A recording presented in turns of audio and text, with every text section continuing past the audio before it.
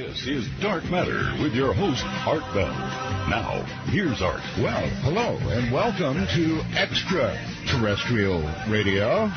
It's called Dark Matter, and I am Art Bell. It's great to be here. Really great to be here tonight. I've got a few housekeeping issues to begin with tonight. I said last night, this is Sirius XM Radio, right? No rules. Well, one rule. My rule. No bad language. And then I went back to the house, after the show, and I downloaded all my email, and I had like 600 emails saying, oh, Art, they played this and they played that in the middle of commercials and stuff, and Sirius XM violated the Prime Directive. But it's fixed. So, it's fixed. They promised me tonight all the things that'll fill the breaks will be clean and available for listening for delicate ears, including mine. So no bad language here. It's a bad language-free zone. Okay? And then there was a WRT 104. The big gamma burst. God, I've got to tell you all, I've done a lot of shows, and it always happens to me that a guest will drop something on me that you go, say what? A gamma ray burst, and we're in the gun barrel. I think I'm quoting fairly accurately here, right? We're in the gun barrel. So, I did as Professor Kaku suggested, and I looked up the WRT 104. And I'm on channel 104, right? See, that bothered me right away. They don't really number, if you ever go on your phone or tablet or something, they actually don't number the channels. That's something I want to talk to Sirius XM about. They say we're on 104, the indie channel. I know that's where we are. But when you look on the menu, there's no number. At least I can't find it. So, WRT 104, great. Gamma ray burst, great. Sterilizing the planet kind of gamma ray burst, great. So, here's what I want you to do. I did do the research, and I sent Keith Rowland, my webmaster, a picture of WR104. He's got it up on artbell.com. So you can actually see a picture of these two suns getting ready to dance. Oh, geez. And then there's also a moving file which will show you what a gamma ray burst will look like. Now, I don't know what it's going to look like from the perspective of the end of the gun barrel, but maybe we're going to find out. Anyway, I thought you'd want to know what it looks like, those two stars coming together. They've got an actual picture up there. The other is a simulation of a gamma ray burst. None of it's good. Not good at all. We've got an interesting program coming up tonight. Dr. Stephen Greer. He's an old friend, great guy, and we're going to squeeze a lot from him tonight. All right, very quickly around the Naval Yard shooting. Well, the press is always, I'm sure Pierce Morgan is at it tonight. You have to go.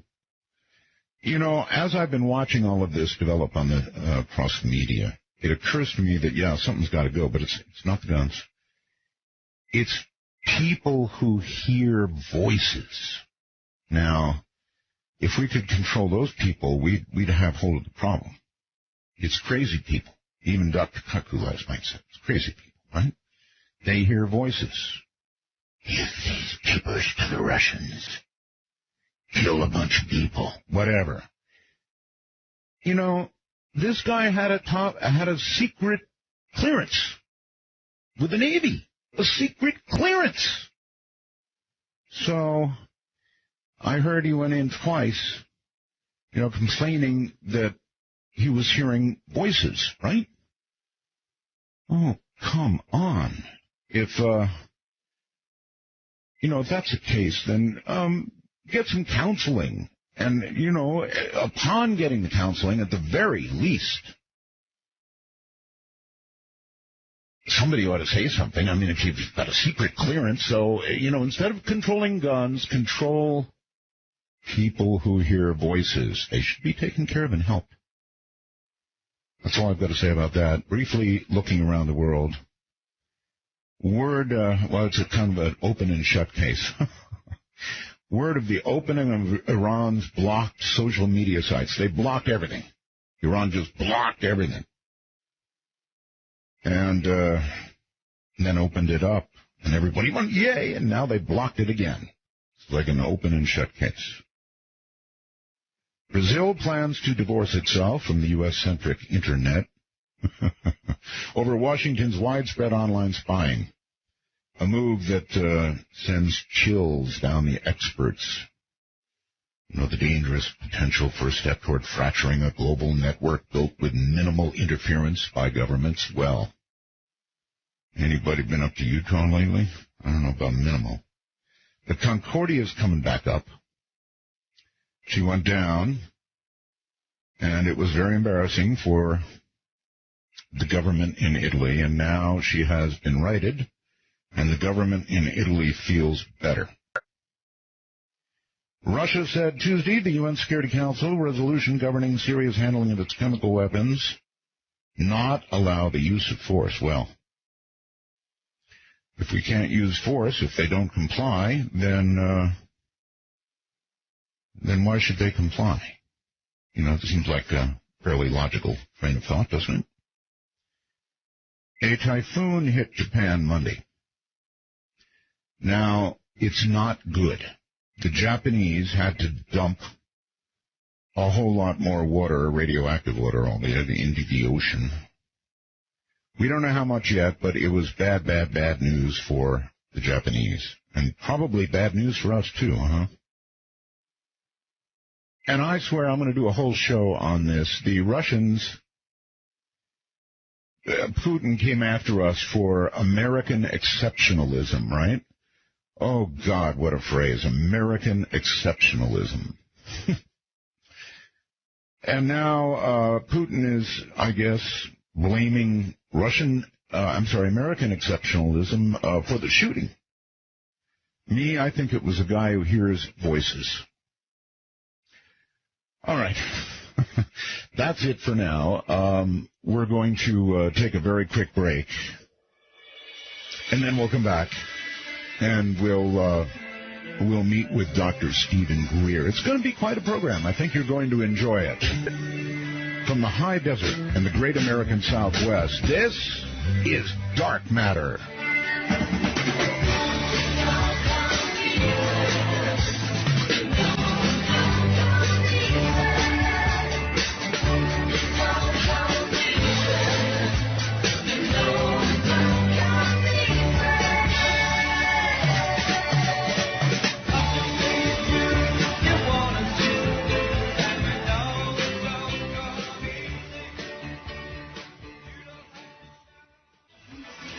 Well, okay. I guess I have a little more station keeping to do here. Dr. Greer will be along in just a moment. I've got to remember social media. I'm on social media, and if you'd like to join me on Twitter, you're welcome to do so. I am ArtBell51. That's me, ArtBell51. So join me. Love to have you along. I will make pronouncements. Sounds like I'm a king, huh? I'll make pronouncements from there every now and then. Announcements, how about that? Pronouncement sounds too regal. So anyway, Twitter, ArtBell51. I do have a Facebook page, but it's filled up. Oh, yes, this. 5 million emails asking me about On Demand. So this show is available on demand. Let me read you a couple of things that people said, all right? Art, underneath the show description is a box with 2 tabs, on-demand shows and upcoming shows. Not too complicated. Go to artbell.com, click on the Launch Sirius XM Player link, right on the right-hand side of the web page. If prompted, log on to the Sirius XM website with your account. On the player window, this is beginning to get complicated, click the green Shows on Demand button. Then in the search bar to the right of the green button, type in Art Bell. Then click on Demand Shows if it's not already open. And then finally, click on the show episode you want to listen to and enjoy. Get all that? And then here's another one. You can listen per scheduled show. If interrupted by, say, a phone call or on Androids, for example, the show will pause and pick up from the point of interruption. You will be behind the live show in this instance. You can push the Go Live button to get back to the show live. And you can do that. I guess shows will be archived for 30 days, it says. Shows, when downloaded, are commercial-free. Total showtime minus commercials is 3 hours and 30 minutes. See? That's how much content is really in this show, folks. You take out the commercials, and you still have 3.5 hours. Just thought of that. So, it even goes to iTunes, as a person says. I don't know about that. All right.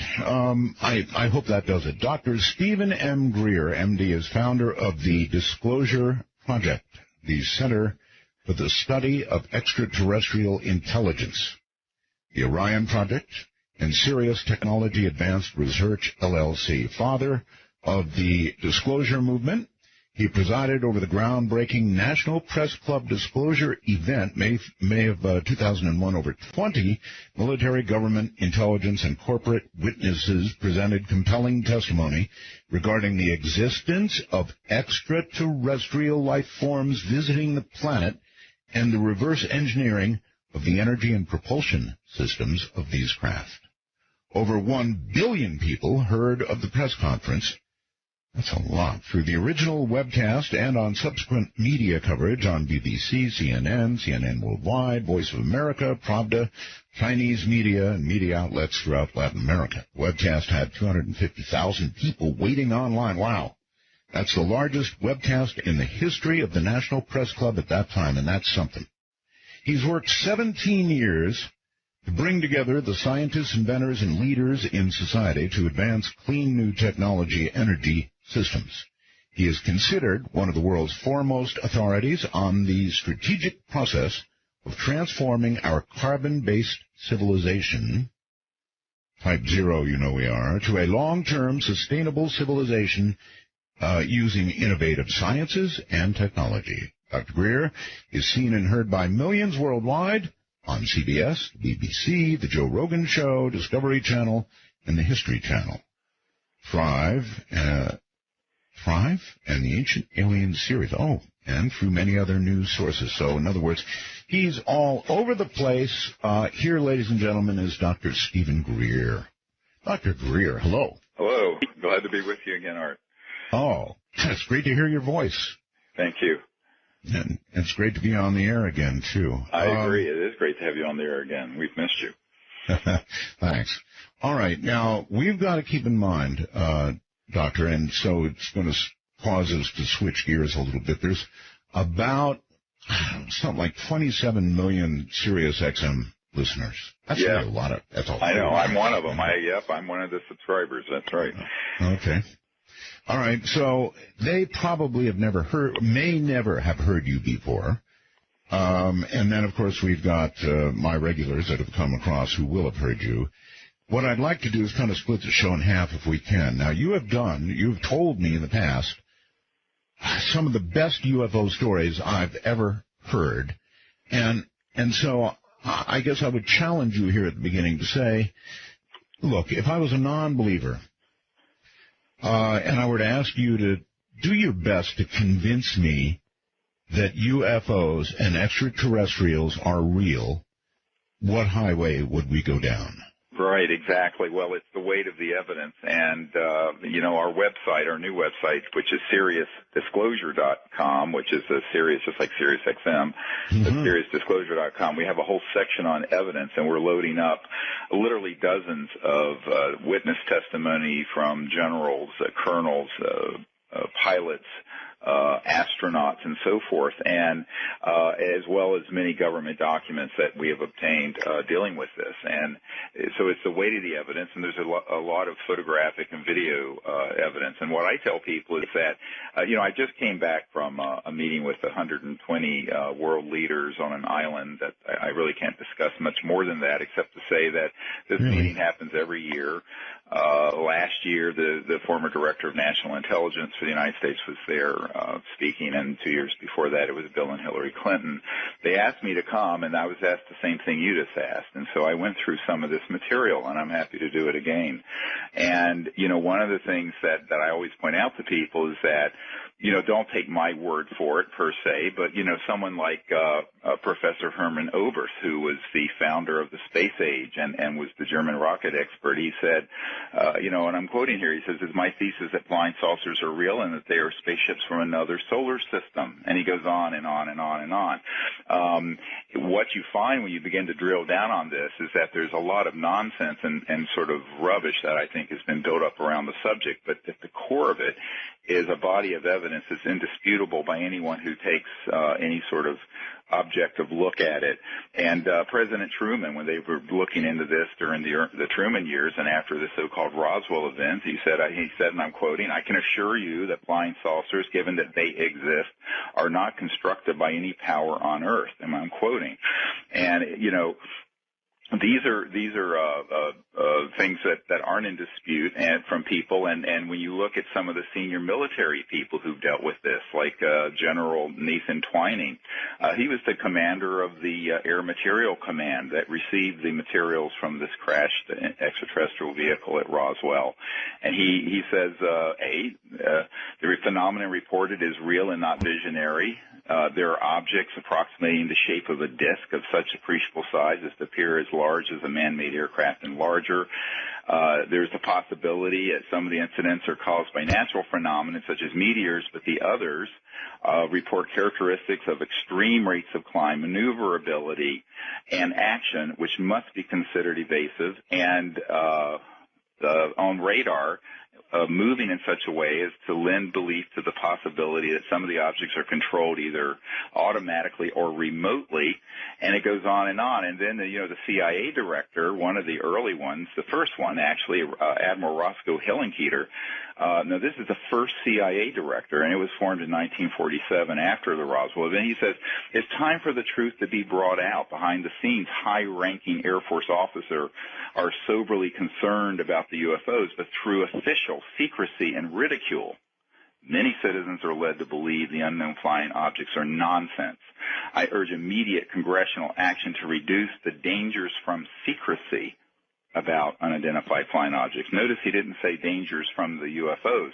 It's the dangers from the secrecy, which was sort of echoing what Eisenhower said when he said, "Look, beware the military-industrial complex because it's gotten out of control."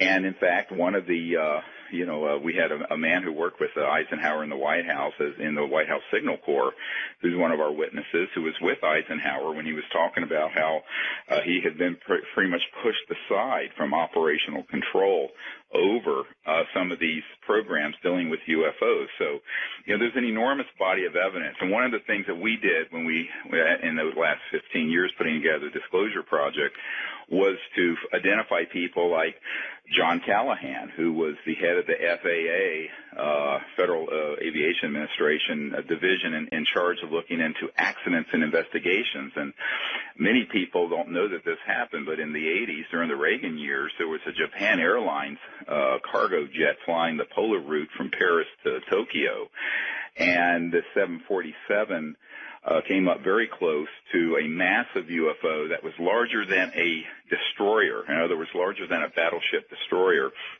And it was on radar on the 747. It was on ground radar, civilian, and then ultimately also we found out on military radar.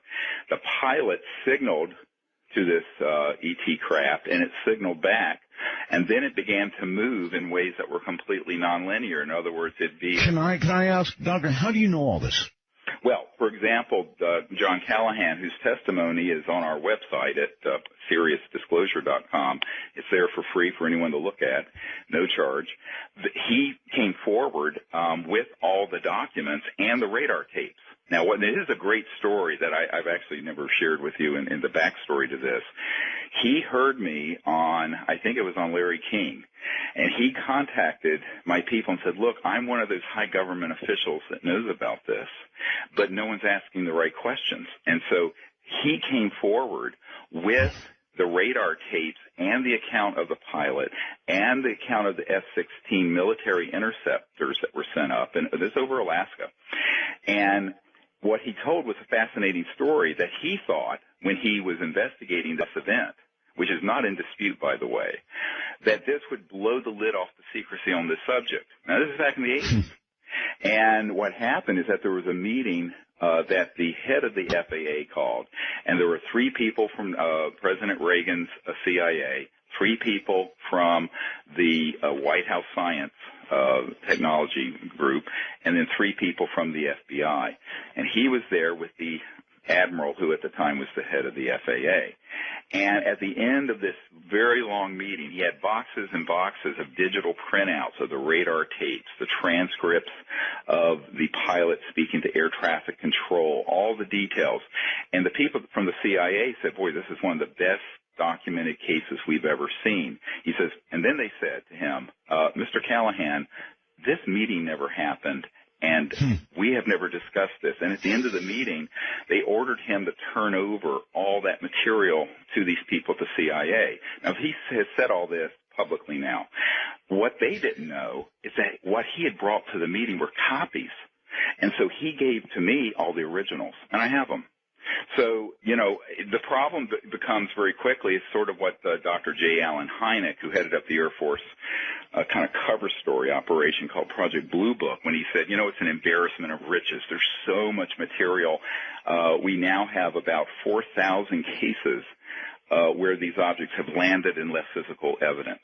There are 3,500 cases, like I just described, where there have been military or civilian commercial pilots who have seen them with radar tracings, with often photos and videos. And you think, well, God, there's all this stuff that exists, why isn't it on CNN every night? Or why isn't it on, the major news media? And I'll get to that in a moment. Yeah. Yes, okay. Yeah. You're not going to tell me where the island was, are you? It was somewhere out in the Pacific, yeah. But anyway, it was an interesting meeting. Now, it's one of these things where I was asked to come and brief these folks, and the other problem, and this is the part that your listeners this is where they're going to see a little bit of shock and awe. It's, from the time I briefed President Clinton, CIA director, nearly 20 years ago to today, what I have found consistently is that there are 2 tracks inside these government programs. One is the ordinary track that deals with things like Syria and Afghanistan and Iraq and nuclear weapons. Then there's a parallel track, that's the so-called black projects or unacknowledged track. And just because someone is the Secretary of Defense or the CIA director doesn't mean that they're being pulled into and briefed on this other track. It's highly compartmentalized. And so at this meeting, what happened, and it's just I just got back about 3 weeks ago, what I found is that there were people there from, senior government circles, from MIT, from ministries of defense, and it was 120 very high-ranking people from around the world. Virtually none of them knew about this. A couple did. And these were all people that if people out there in the conspiracy world would think that every single one of these people would have been on the inside and in the know. But the way the system runs is that it's so compartmented, it doesn't really matter what your clearance is. Top secret clearances, there are 985,000 people in America with top secret clearances. That $1.50 gets you on the metro in D.C. But the reality is that the compartmented projects that deal with this are in a different level. And this is why, when I was first approached by the liaison from Clinton CIA director to me, I got this letter, and I have it in my archive to prove this, and excerpts of it are up on our website, where he says, you're going to be the first person to brief the CIA director and the White House on this because they've made inquiries and they're being denied any information. Now, when I got that letter, It was FedEx, actually. I said, this is the biggest bunch of bull I've ever heard. And I didn't believe a word of it. And so I went into this meeting. My wife and I both went up to Washington for the meeting. I said, this I don't believe. By the end of this 3-hour meeting, I came to understand that, in fact, there are very high-level people who are being left out of this information, and that began to happen in the 50s and 60s, is what Eisenhower was warning us about, so that in 2013 the system is so, frankly, dysfunctional that it beggars the imagination even to wrap your mind around how labyrinthine or Byzantine, actually, the system has become. And all right, I've really got to ask you, I've got to stop you and ask you, look, I don't talk to people every day like you, and number two, I definitely don't talk to people every day who briefed a CIA director, Clinton's, I believe, on the kinds of things that you're talking about right now. I would love to hear what that meeting was like. Can you talk about it? I mean, really. Well, I can, and it was very upsetting, actually, for me. And, you know, people who don't know who I am, I'm an emergency and trauma doctor. So, you know, I've gone from one level of trauma to real trauma. I tell people taking care of, you know, gunshot wounds and head-on collisions and people's heart attacks was so much easier than this stuff. And what I learned, you know, I mean, you know, you have to imagine, you know, I'm a guy in my 30s. I'm working full-time, running an emergency department. I have 4 young kids. I'm shuttling up to Washington doing this, you know, frankly, crazy stuff. And it was very, very stressful. And so one of the most disturbing parts of this meeting, which, of course, I thought it would be, you know, usually when you're with someone who's a cabinet-level person, it's 20 minutes, it's 30 minutes, maybe 45 minutes. This went on for nearly 3 hours, Art. Wow. And I'm sitting there with this man, and, of course, in the house we're in is surrounded by Secret Service folks, which, of course, my naivete back then, I thought we were just going to have dinner and that'd be it. Of course, you know, these guys are all over the place. And what happened is that initially I came in there with a briefcase chock full of what you just asked for: photographs, videotapes, government documents, transcripts of these testimonies from people who've been on the inside and seen this stuff. And after about 10 minutes, the CIA director said, Woolsey said to me, I know these exist. And it turns out that he and his wife had seen one back years ago when they lived up in New Hampshire.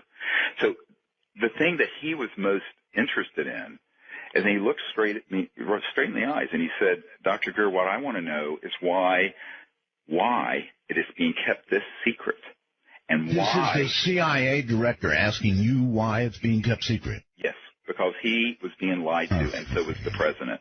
So later, I did meet a guy in the science director at the CIA, who I don't want to name, but who I've been in touch with for a couple of decades now, and who I've met with very recently, who did go in and provide some mop-up information for Bill Clinton. But at that time, you know, what I wouldn't have believed, and which most people have a hard time understanding. I know not long ago I was meeting with some senior French Air Force and intelligence officials who were in charge of briefing the president of France on this material, and they came to my condo in D.C. and then out here to my farm near the University of Virginia, and we were having this long discussion, and they said, we can't imagine that people at that level of your government would be deceived on this sort of information. I said, well, it happens every day. I said, what you have to understand is that the black budget of the United States is between $100 and $200 billion a year. In other words, we can't keep track of more money than the largest defense budget of any other country in the world, and that includes Russia or China or Great Britain or France. So I said, you have to understand it's through the looking glass here. And so that was my coming of age. And so the meeting with the CIA director proceeded from, you know, what I thought was going to be an evidential discovery, a learning process, and sharing what I had collected, to sort of an exploration of how really dysfunctional the system has become and how dangerously out of control this is. Well, if he had not heard these things previously, then my impression would be that a CIA director worth his salt would be angry that he didn't have this from other other sources. Well, he was furious. And I have to say, by the end of the night, I had prepared a document, which is actually in my first book, it was available on our website, SeriousDisclosure.com. And it was basically a white paper with a list of suggestions and executive orders and things that the president should do. And I put something like this together also for President Obama when he came in at the request of some of his friends. And what I found was that at the end of the meeting, we're getting ready to leave. It's been a very long night. It went much longer than I thought it would be, and I had to get back down to my hospital. And I'm holding this document. My hands are almost shaking. They are shaking. And I'm this young guy, meeting with this very powerful CIA director. And I look at him and I said, here are some recommendations of what you can do to help get this information disclosed and, more importantly, get the technologies under control so we can bring them out to replace oil and gas and coal. And he looked me square in the eye and he said, Dr. Greer, how do we disclose that which we have no operational control over? We don't have access to this material. And it was this chilling moment where you're sitting with some, ostensibly, it's like you kind of realize the emperor has no clothes. And it's a very sobering, sad moment. And at the same time, it was a little bit farcical because I knew at this point that the man was not making this up. And then subsequently, I don't talk about this much, but it's the water's passed under the bridge enough. I feel I can say these people are out of office. But I had a very similar meeting with the General Patrick Hughes, who was the head of the Defense Intelligence Agency. Now, for the listeners out there who don't know what that is, that's like the CIA within the Pentagon. It was the part of the Pentagon hit on 9/11, by the way, when Rumsfeld ran out and was helping people. And the general, who was head of the DIA at the time, who was a 3-star, invited me and one of my military advisors to come and brief him. And, he turned to me and he went over to the shelf, his bookshelf, and he said, this was within the first 10 minutes of the meeting, and he said, Dr. Greer, he says, the only thing I've gotten from channels within the Defense Intelligence Agency on this is this. And it was a little like a doll of an E.T. toy doll that someone had given him as a gag gift. Now, this is the general in charge of the Defense Intelligence Agency. And he says, what in the hell is going on? He asked me the same thing that the CIA director, Woolsey, asked me. I said, well, General, you're in good company. This happens quite often. There are people on your staff who are permanently in the DIA who know about this, but they're just not giving you this information because they don't feel that you're going to be here long enough to need to know this. And there was a colonel sitting at that table who stiffened, and his body language said to both me and my military advisor, that guy knew and was lying to the old man, to the general. So this kind of game is played a lot. I mean, is it constitutional? No. Is it legal? No. But it really is how Washington works, quote unquote, or doesn't work, which is why we're in the mess we're in. And I think that this is, another story. Do you remember Gordon Cooper, the astronaut? Of course.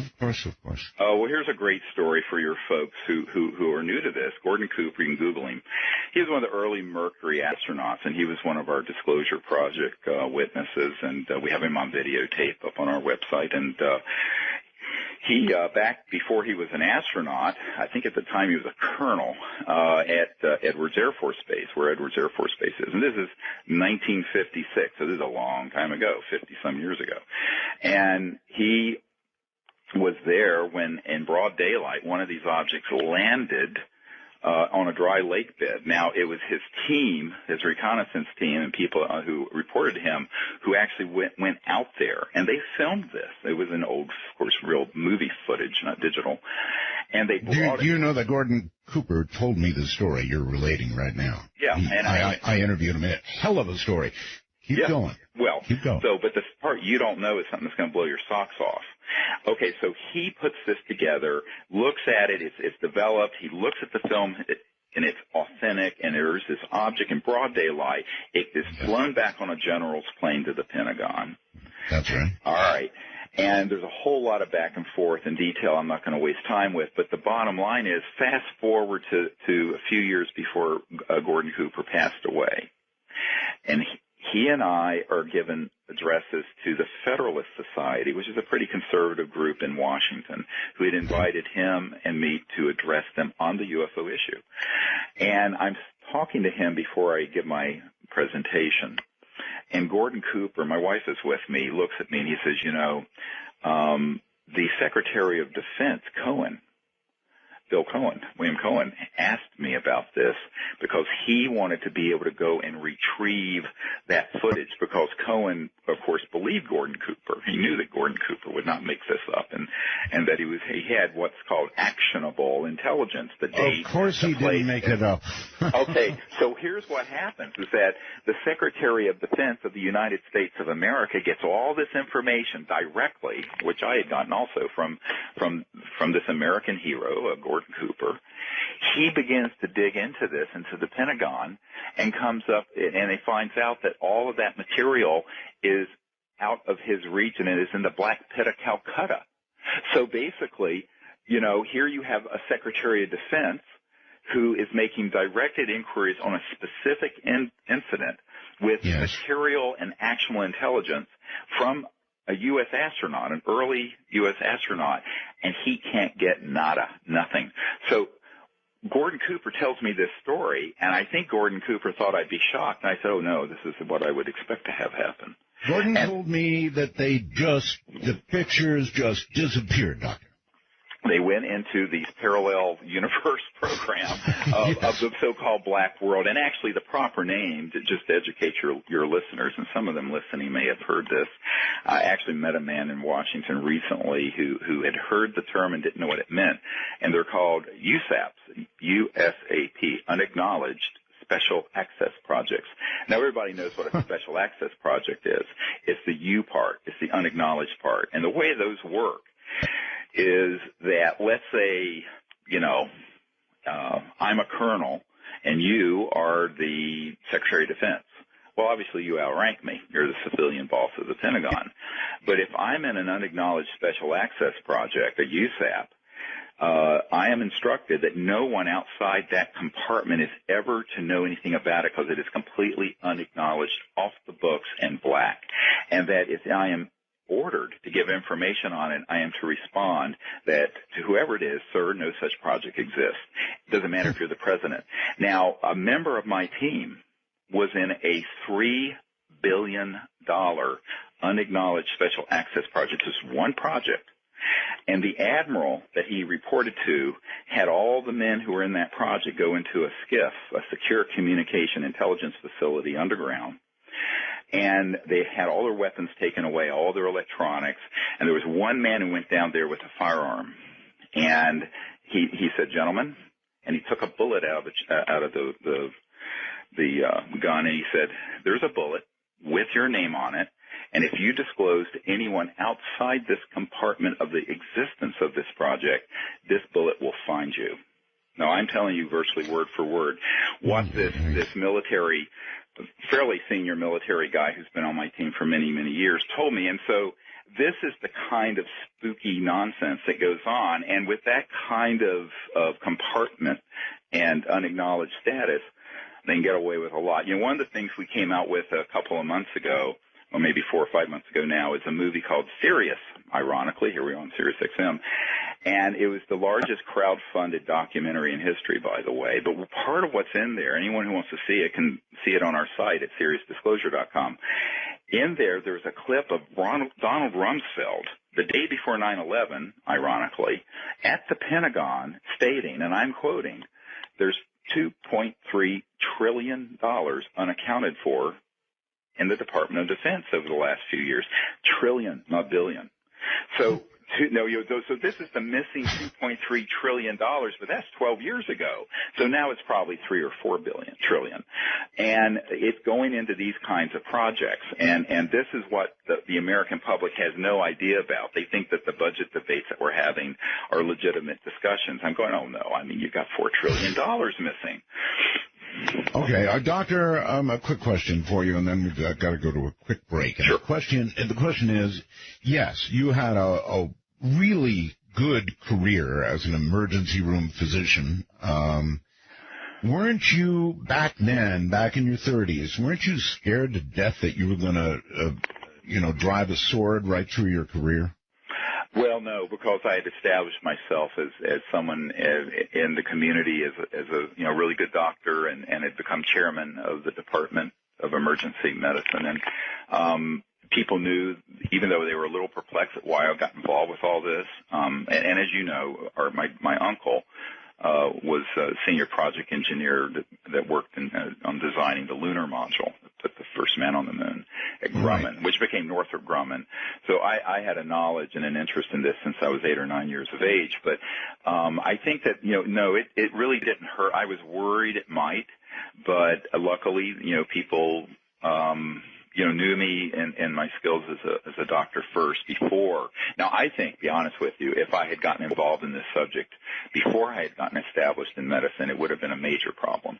But so it's kind of like you had tenure. Hold on, we're going to take a break here very quickly, and we'll come right back. Sure. Boy, talk about a guest that you just sort of have to point at, and they take off and go. This is one of them. But listen very closely, because what this man is telling you is the complete truth, beginning to end. So if you, were agnostic about it or a non-believer, then listen carefully, because some of what he's going to tell you is going to definitely blow your mind.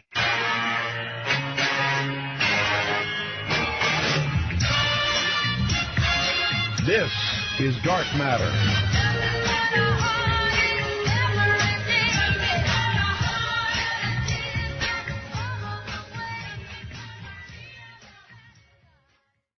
This is Dark Matter with Art Bell. To join the show, please call 1-855-REAL-UFO. That's 1-855-732-5836. Don't do that right now. No point in doing it. We've got what we've done is actually busied the lines out so that you won't just sit there and dial, which you may want to do anyway, but please don't.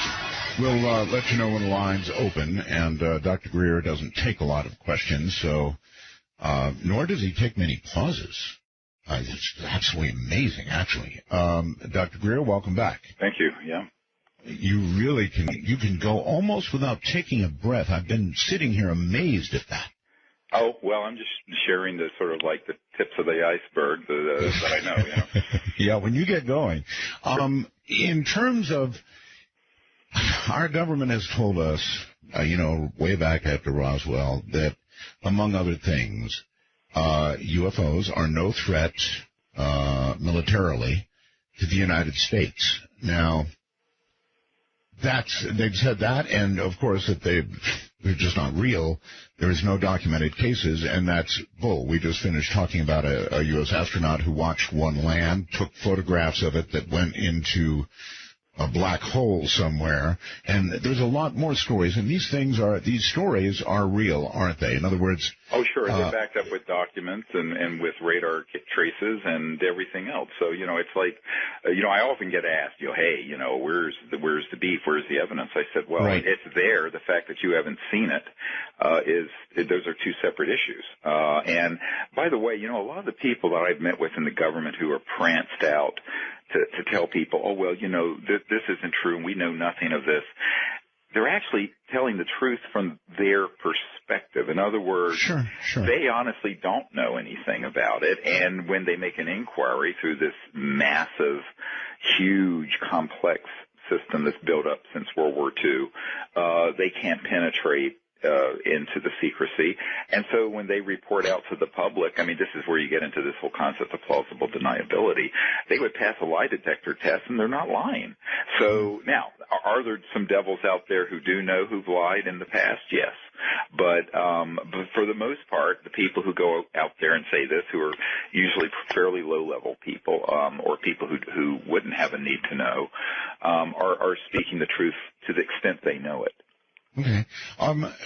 What is your view? Our military has said they're not a threat to us. Are they, or are they not, Doctor? Oh, I think not. One of the things that I went and did back some years ago, I went to Wright-Patterson Air Force Base, where a lot of the remains of some of these objects that we had targeted with electromagnetic weapons that had been downed were sent back in the early days.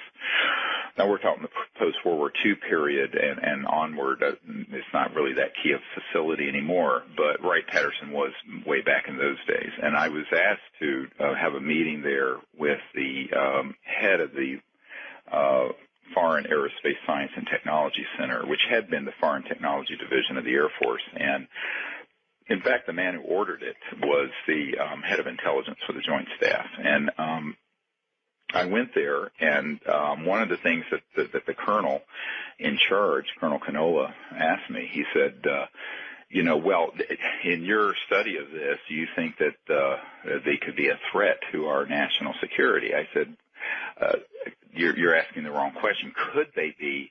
Yes. Obviously, if you have interstellar travel capability, you're kind of beyond rockets and jets, all right?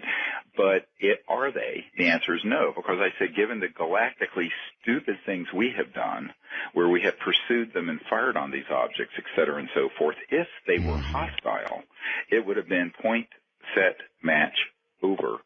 Back about 1945. In other words, about the time we detonated the first atomic weapon at the Trinity site, if this had been the intent of these visitors, it would have been made crystal clear to us. So I'm very skeptical of all the sci-fi and, they're coming to eat us for lunch routine that you hear from folks. But okay, but there was there not, an instance in which UFOs hovered above a ICBM facility? Oh, yeah. And actually began a countdown, started a countdown here in the U.S., and then I believe shut one down in the USSR at that time. And if that's not a threat...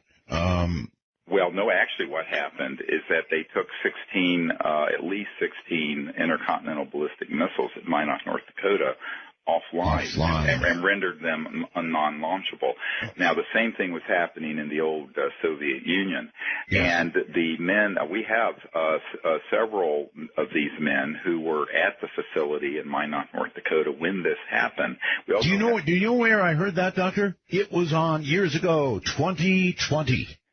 Yes, and actually I met with Sam Donaldson and talked to him about this at ABC News about what they had looked into over in the Soviet Union and what we, by piecing these cases together, and also with Colonel Diedrichson. Colonel Diedrichson, if you go to our website, SeriousDisclosure.com, he's one of our witnesses who was over the old Atomic Energy Commission. That's now the Department of Energy. But his responsibility were all nuclear processing facilities, weapons storage areas in the United States arsenal. And that was his position. And what he and other people I've talked to have said to me is that there was a clear interest by these visitors in these weapons, but not in a hostile way, but a concern that we might end up destroying this whole planet, which for all we know, they may have a long-term interest in that goes back for thousands, perhaps millions of years, and that's another discussion. But obviously what they were trying to say, and in fact, one of the Captain Sala, who was there at the Minot, North Dakota, when I talked to him about this, he said his feeling about this as this was unfolding with this luminous object outside the silo and with these 16 thermonuclear weapons with multiple warheads, by the way, going offline and being rendered unlaunchable, is that the message he felt they were sending was, if you fools go to mutual assured destruction, we can do something about that, but for God's sakes, don't. In other words, it's sort of a cautionary thing, because let's take two steps, big, long steps back.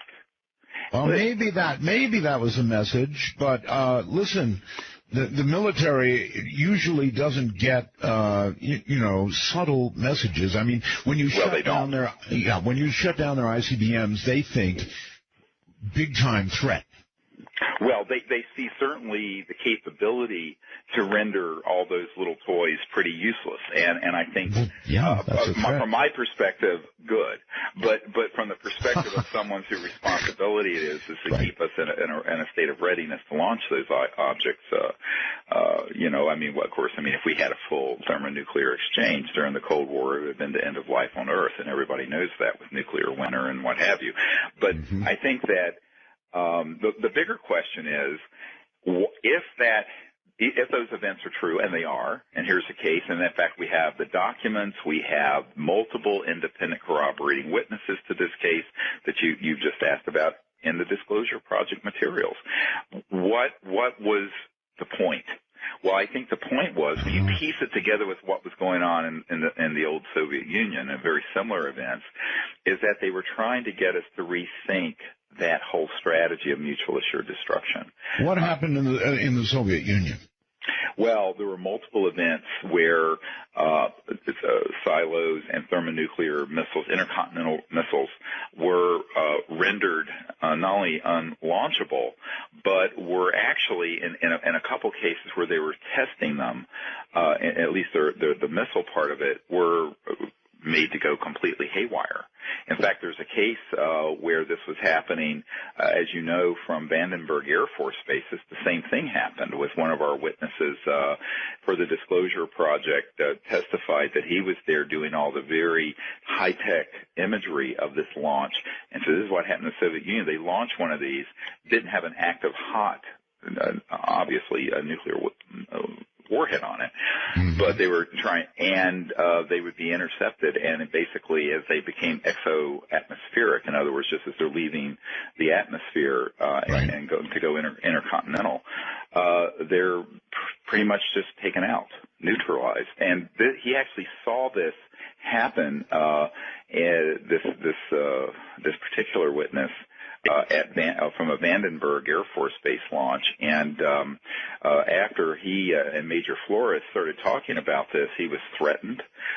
He had his mailbox blown up. He had all kinds of weird stuff start happening, and weird calls in the middle of the night, cursing at him and what have you. But he stayed, and he's a professor, Jacobs, and he has come forward, and we have his testimony now about that whole event. Well, similar things were happening in the old Soviet Union, and by the way, also with some of the French and British facilities. One of the most compelling and interesting cases that, of course, I spoke at great length with the former head of the Ministry of Defense for Great Britain, Lord Hill Norton, who I spent some time at his home in Hampshire discussing all this. And back in the about 1980, 81, I believe it was, we had at the Rendlesham Forest the Bentwaters case, they call it, the Bentwaters Royal Air Force Base.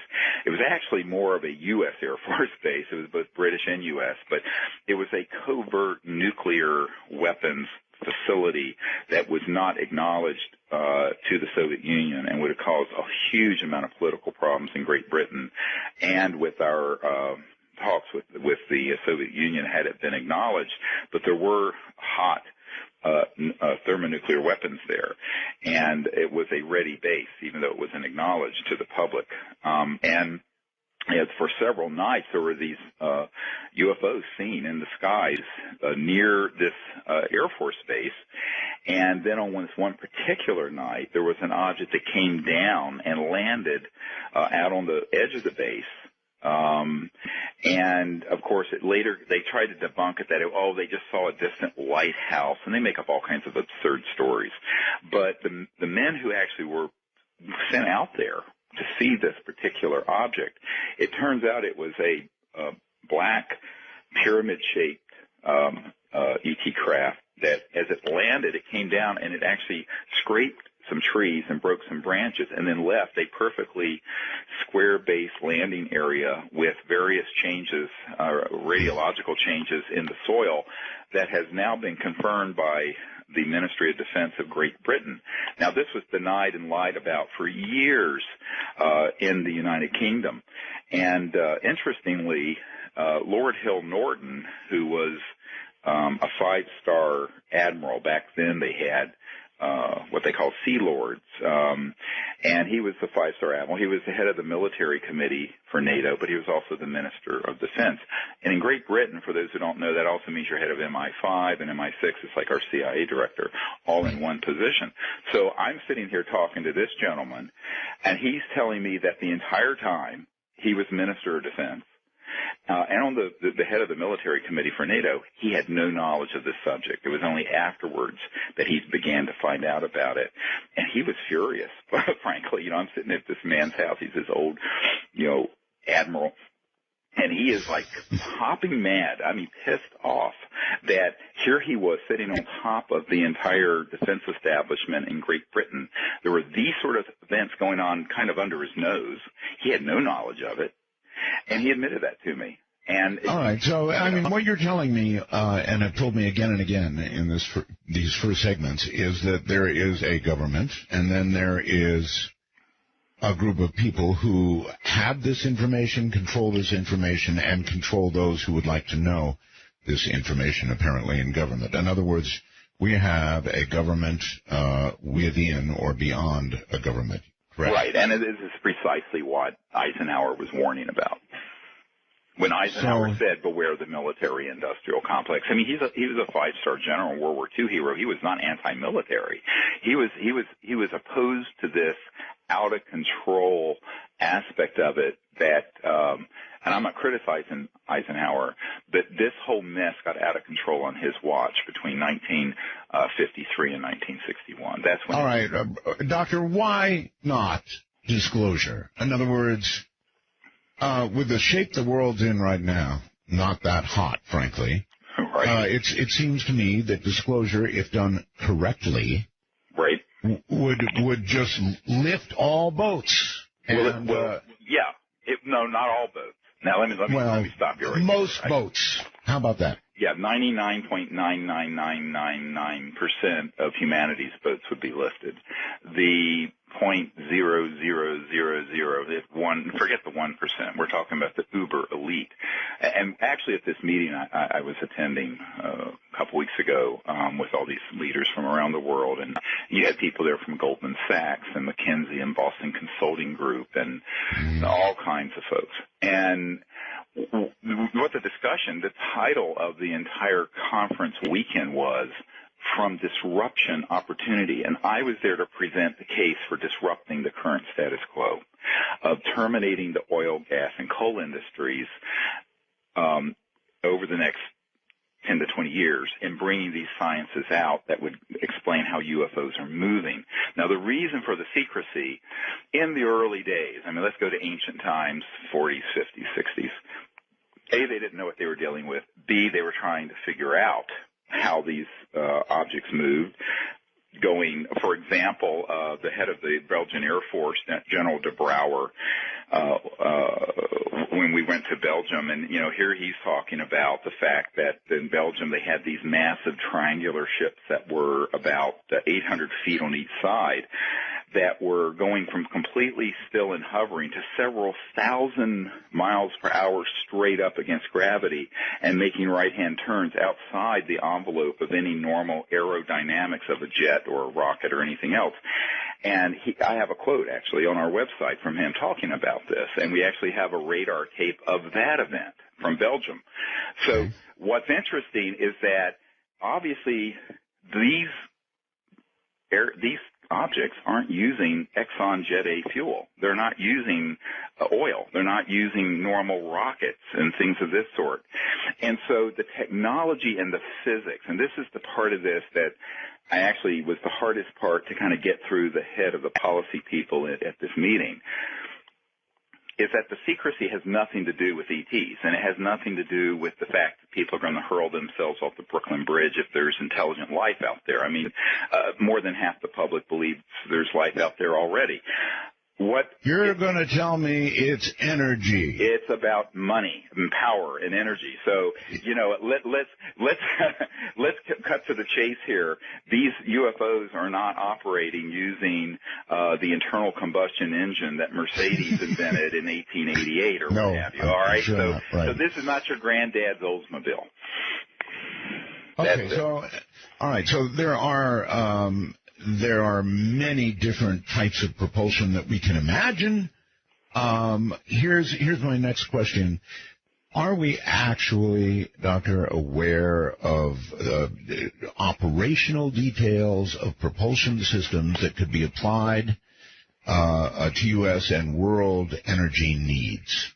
Yes, and you know what's interesting, in a document that was released accidentally in Canada that dates from 1951. Now, this was before I was a twinkle in my father's eye, by a man named Wilbur Smith, and it's a top-secret document. He was head of Project Magnet that was studying this issue in Canada. And I'm quoting here, where he says, the matter is the most highly classified subject in the United States government, rating higher even than the H-bomb. Flying saucers exist, period. Their modus operandi, meaning their propulsion system, is unknown, but a concentrated effort is being made by a small group headed by Dr. Vannevar Bush. The entire matter is considered by the United States authorities to be of tremendous significance. Now, this is an uncontested top-secret document. Who was Vannevar Bush? He was the guy who headed up the Manhattan Project, the mastermind behind it, much more so than Teller and Oppenheimer. So what began in the 40s and 50s, in particular after World War II, was... It's always a Bush. Yeah, they're not related, but was a very serious, very, very serious look at how are these objects getting their energy supply, and how are they moving in these non-aerodynamic ways.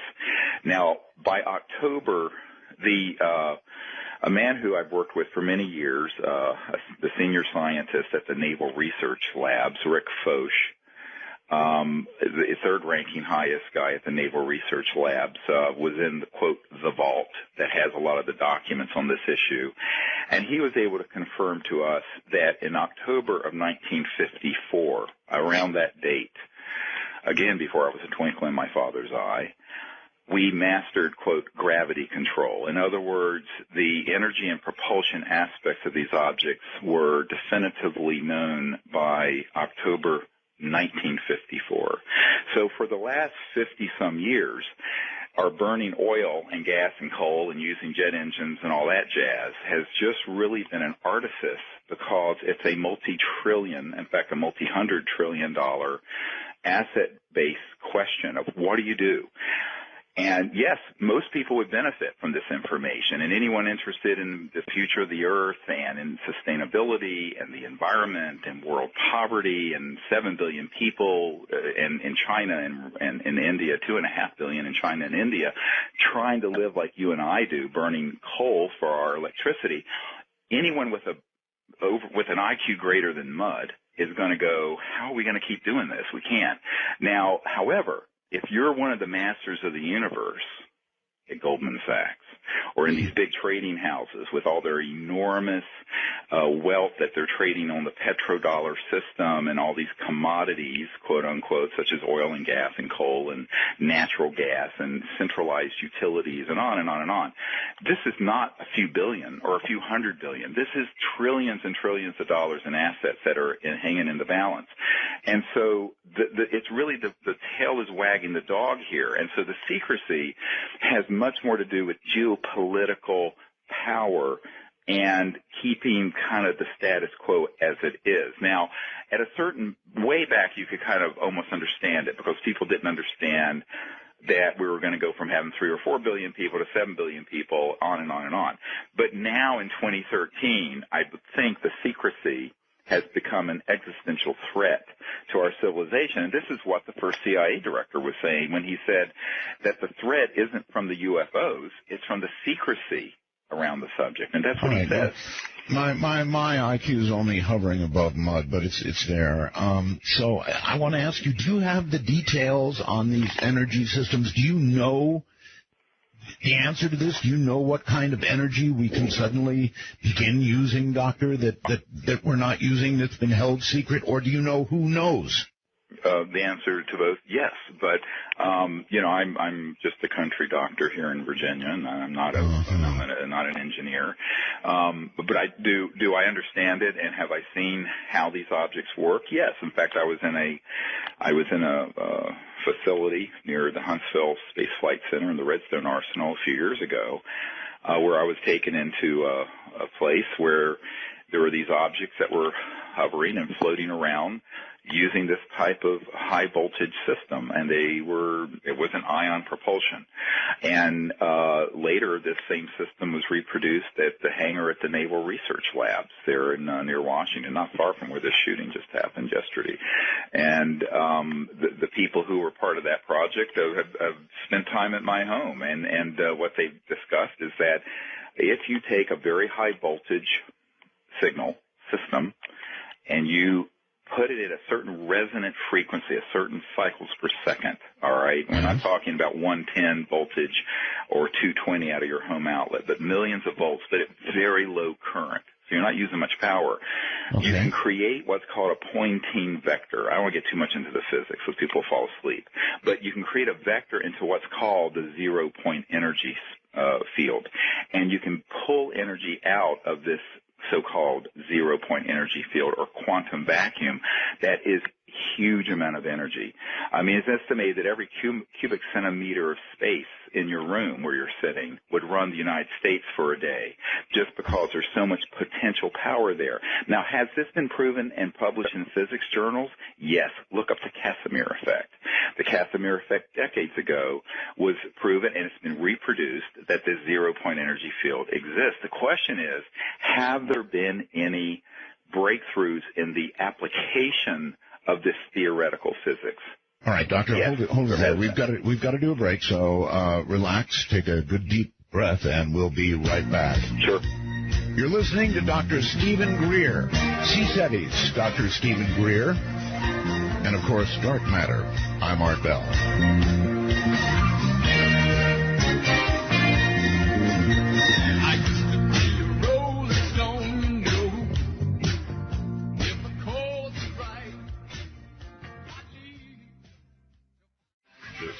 Dark Matter with Art Bell. To call Art, please light up the lines at 1-855-REAL-UFO. That's 1-855-732-5836. Okay, not yet.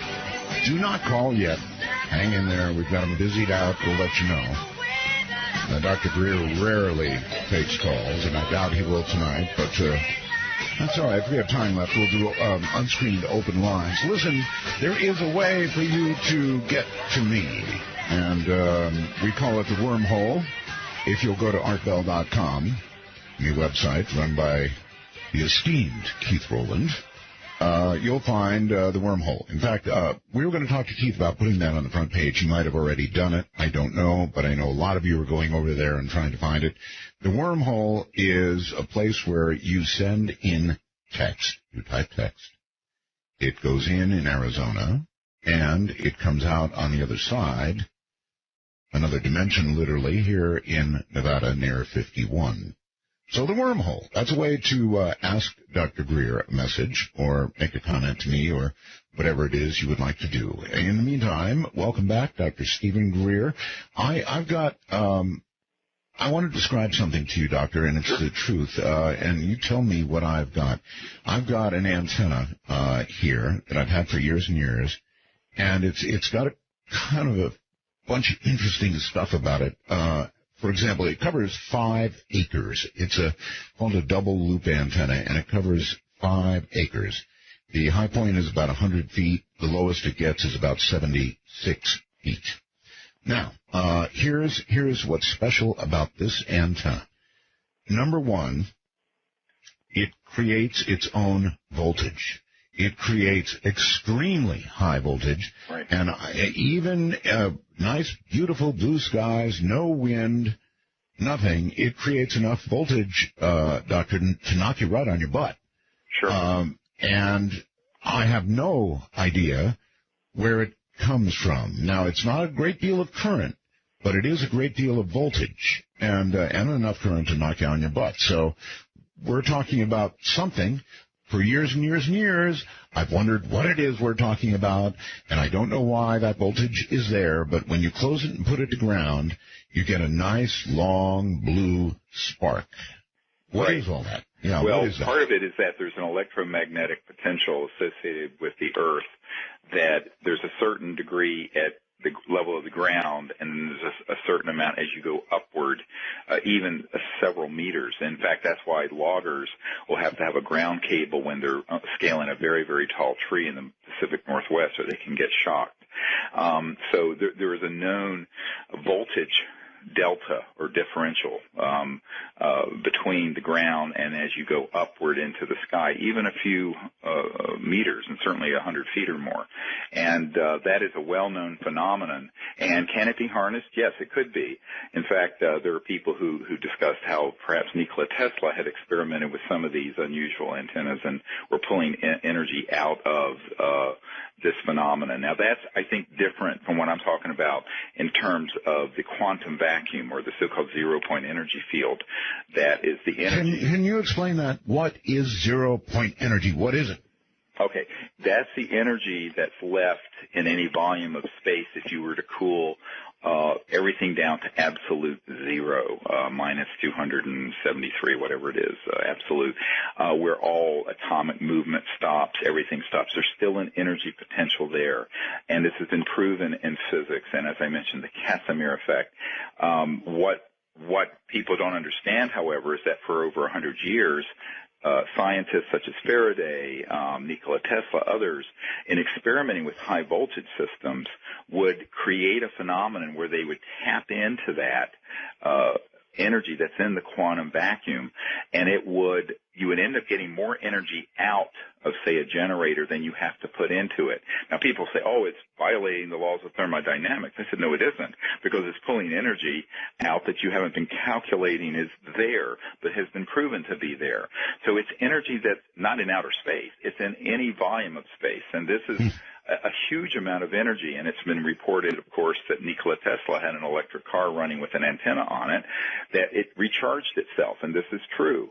And in fact, I've got an amazing document on our website where when Nikola Tesla died, the FBI swooped in and confiscated all of his secret papers. That's right. And I have a document where the Department of Defense of the United States is demanding that the FBI turn over those files to them, and they wouldn't.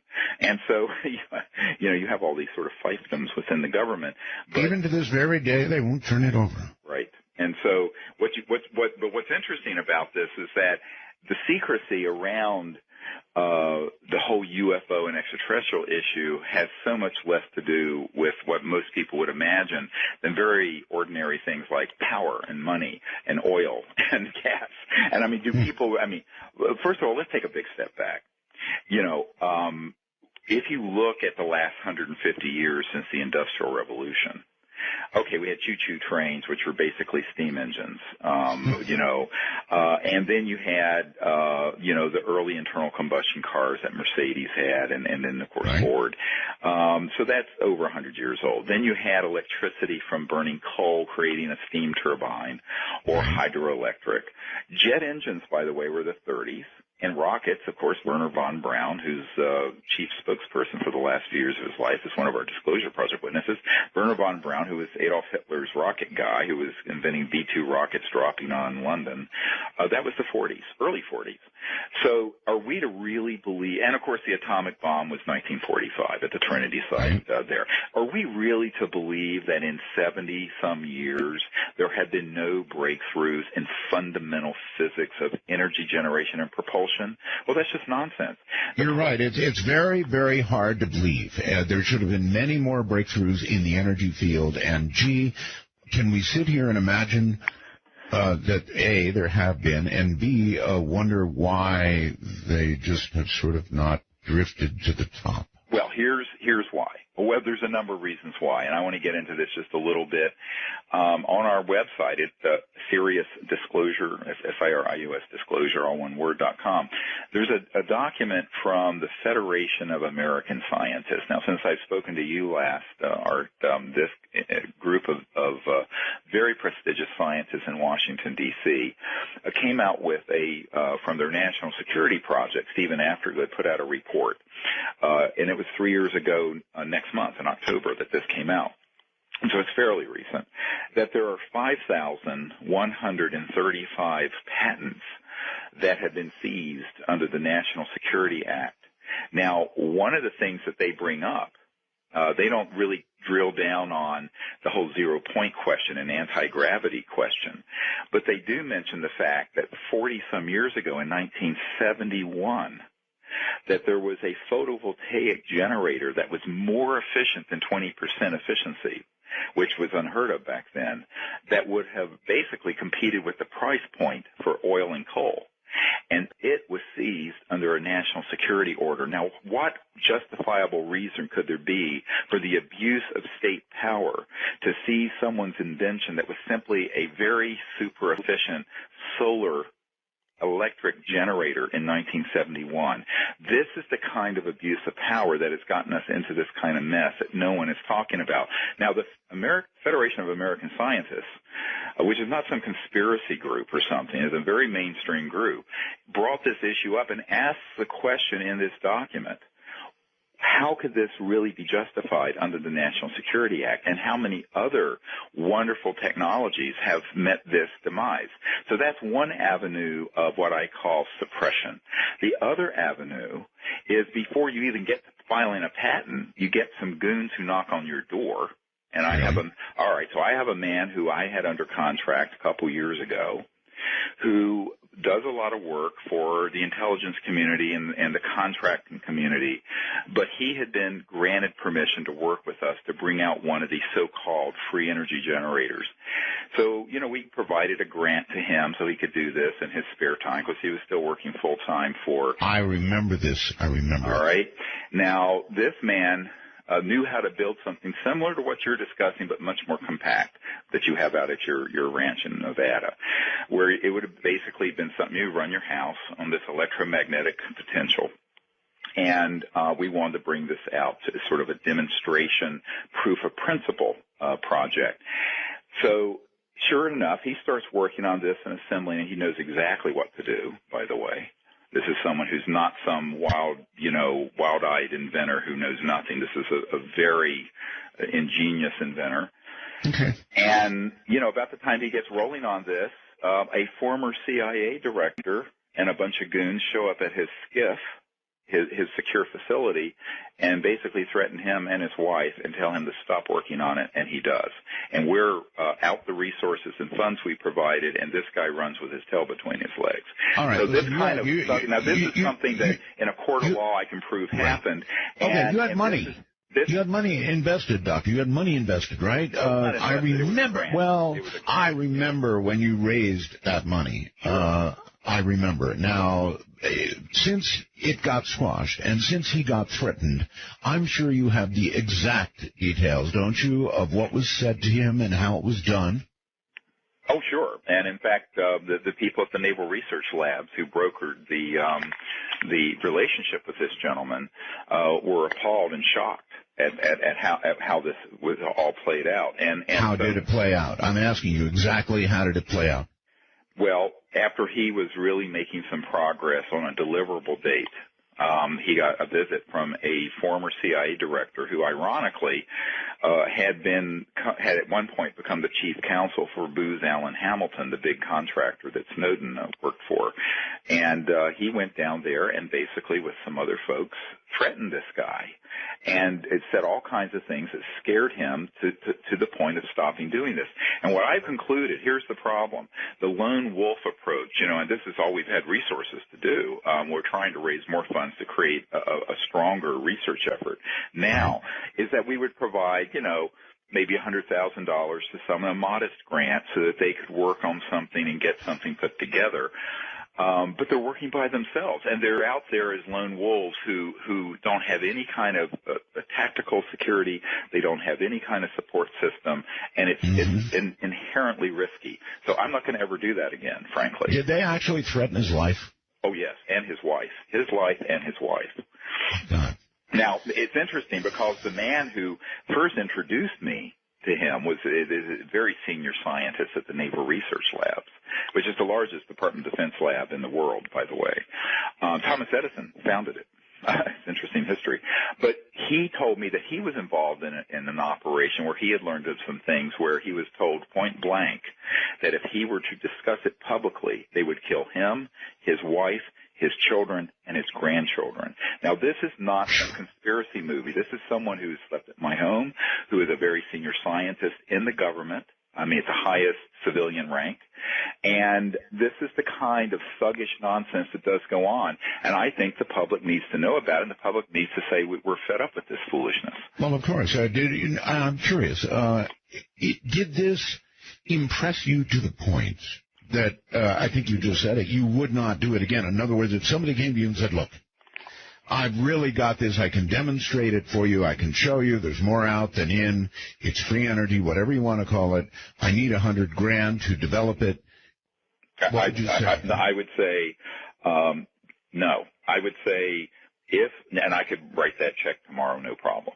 I would say if you have something, go and create it and bring it to me, and we will replicate it. But in terms of doing it this other way, we tried that. We actually, I think over the years maybe put $800,000 or $900,000 into those sort of efforts with various folks. Wow. Not a lot of money. I mean, as R&D programs go. I mean, hell, my ER had a $20 million budget for, an ER in one town. But I tell people that, this approach is inherently risky, but we did it because that's all the resources we had. Now I've concluded what we really need to do is create a research and development lab where these brilliant geniuses can be brought together and they can be supported and protected and work. And you know what? We'll do something we couldn't have done a few years ago. We'll stream it live on Ustream and dare someone to come in here and threaten these folks. And I think the other mistake that many of these inventors have made is that they tried to go the intellectual property route with venture capital or through the patent system. Because if you go that route, basically they're going to get it or you're a dead man walking. So I think the only way to do it is that you create it and then you dump it into the internet.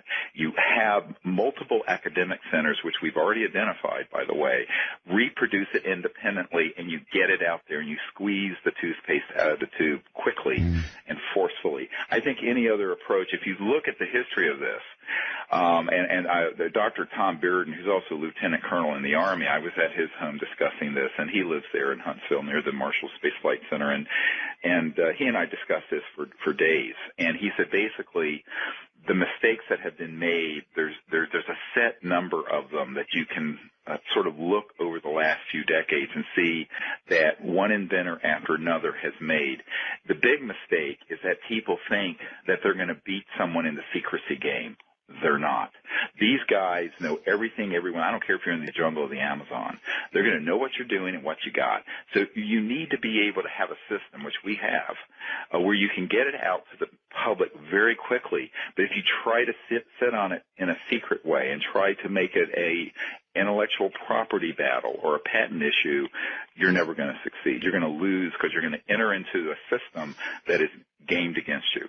So I tell people that if they want to do this, they need to learn from history or we're going to be doomed to repeat it. And from my own part, if somebody set a bullet on the table and said, this bullet has your name on it, I'm being honest here, that would do it. I mean, that would do it. I've got a family. So folks, think of it yourself. If you had this information in your hand and it was going to help the world, it was going to help the country, it's going to help everybody, but they're saying they're going to kill you and they're going to kill your family, what would you do? I think the answer is pretty clear. You'd probably end up buckling. Well, and that's why you can't do it that way. This is why you have to have a large number of people. You need to have it all being done and watched publicly in real time. And that's what I've concluded over the last decade of looking into this. And I think that that's a very unconventional way. Now, of course, when you go to Silicon Valley and tell a venture capital that, their eyes roll back because they're all about the secrecy of the next iPhone, whatever. Sure. So, and I tell them, look, you can do that with something that's trivial and unimportant, like the products coming out of Cupertino for Apple. I mean, those things don't do anything.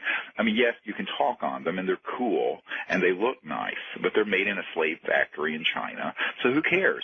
They're not. You hardly ever hear of leaks. I mean, never. Yeah, of course. An apple gets left in a bar somewhere, but beyond that, there's a bullet.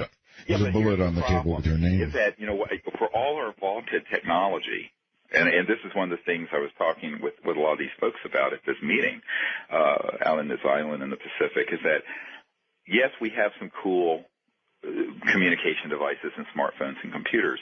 But guess what? We're plugging them into a coal-fired power grid that is this creaky thing that is from the late 1800s and early 1900s in terms of its concept.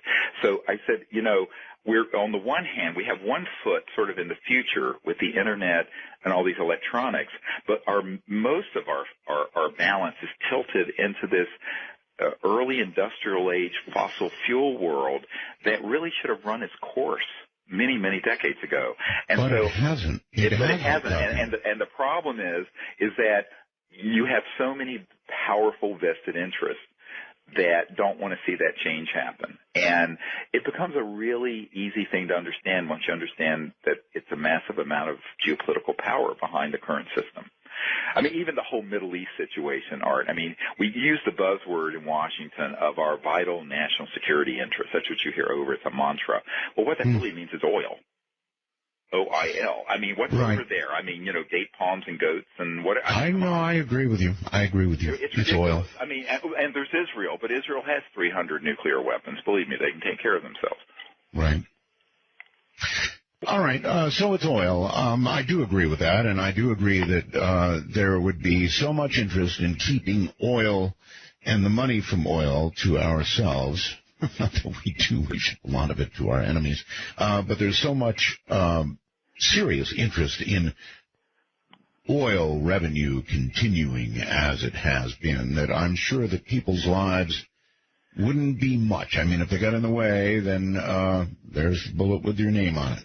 Well, and this is the whole thing that they discovered with, Gore Vidal wrote the foreword to this book years ago called Into the Buzzsaw, where they studied various journalists who started to drill down on some really sensitive things, and they would either be fired or they would disappear or they died mysteriously. It's a fantastic book. It's actually a mainstream book. And what you find when you look into this is that this is an issue that's much bigger than INSCOM or any of the things that led to those sort of events happening that Gore Vidal was talking about. And I think that now we're talking about it isn't just money and oil, it's the macroeconomic system, and that would change. Imagine if every village or home or business had its own so-called zero point or quantum vacuum generator that would pull energy out of the, and suddenly you have all of India and China and the developing world, so what used to be called the third world, being able to be lifted up out of poverty. But what would happen is that there would be a relative diminution, a reduction in the centralized power of the current world system. And so this is really what it's about. I remember years ago the admiral in charge of CONUS, Continental United States Security, told our military team and the people who've worked with me for years trying to walk me through this system that his job was really maintaining the status quo of the world energy supply. Okay, let me play devil's advocate for just a second and say, all right, Doctor, let's imagine for a second that that this switch did occur.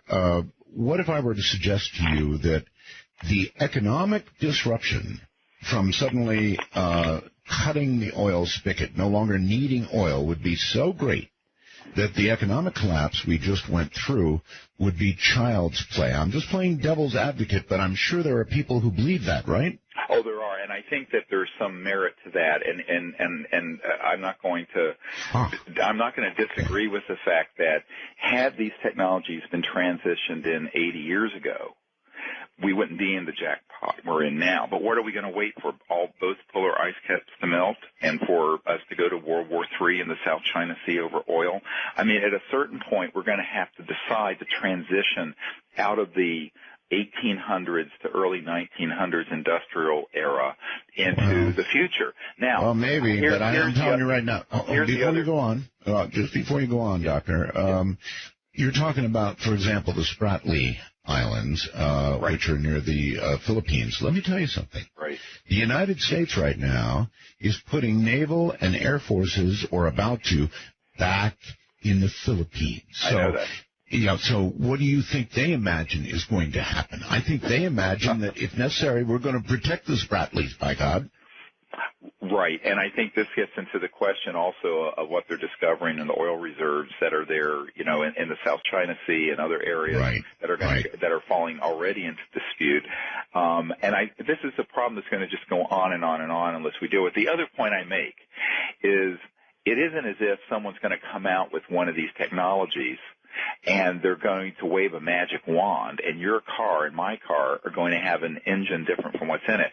It's about a 15-year turnover time on heavy, and not an iPhone or a smartphone, but when you're talking about someone's engine or someone's electric power grid, you're not going to do that. You're not going to turn that massive ship on a dime. You're turning a massive super tanker that takes 5 miles to turn around.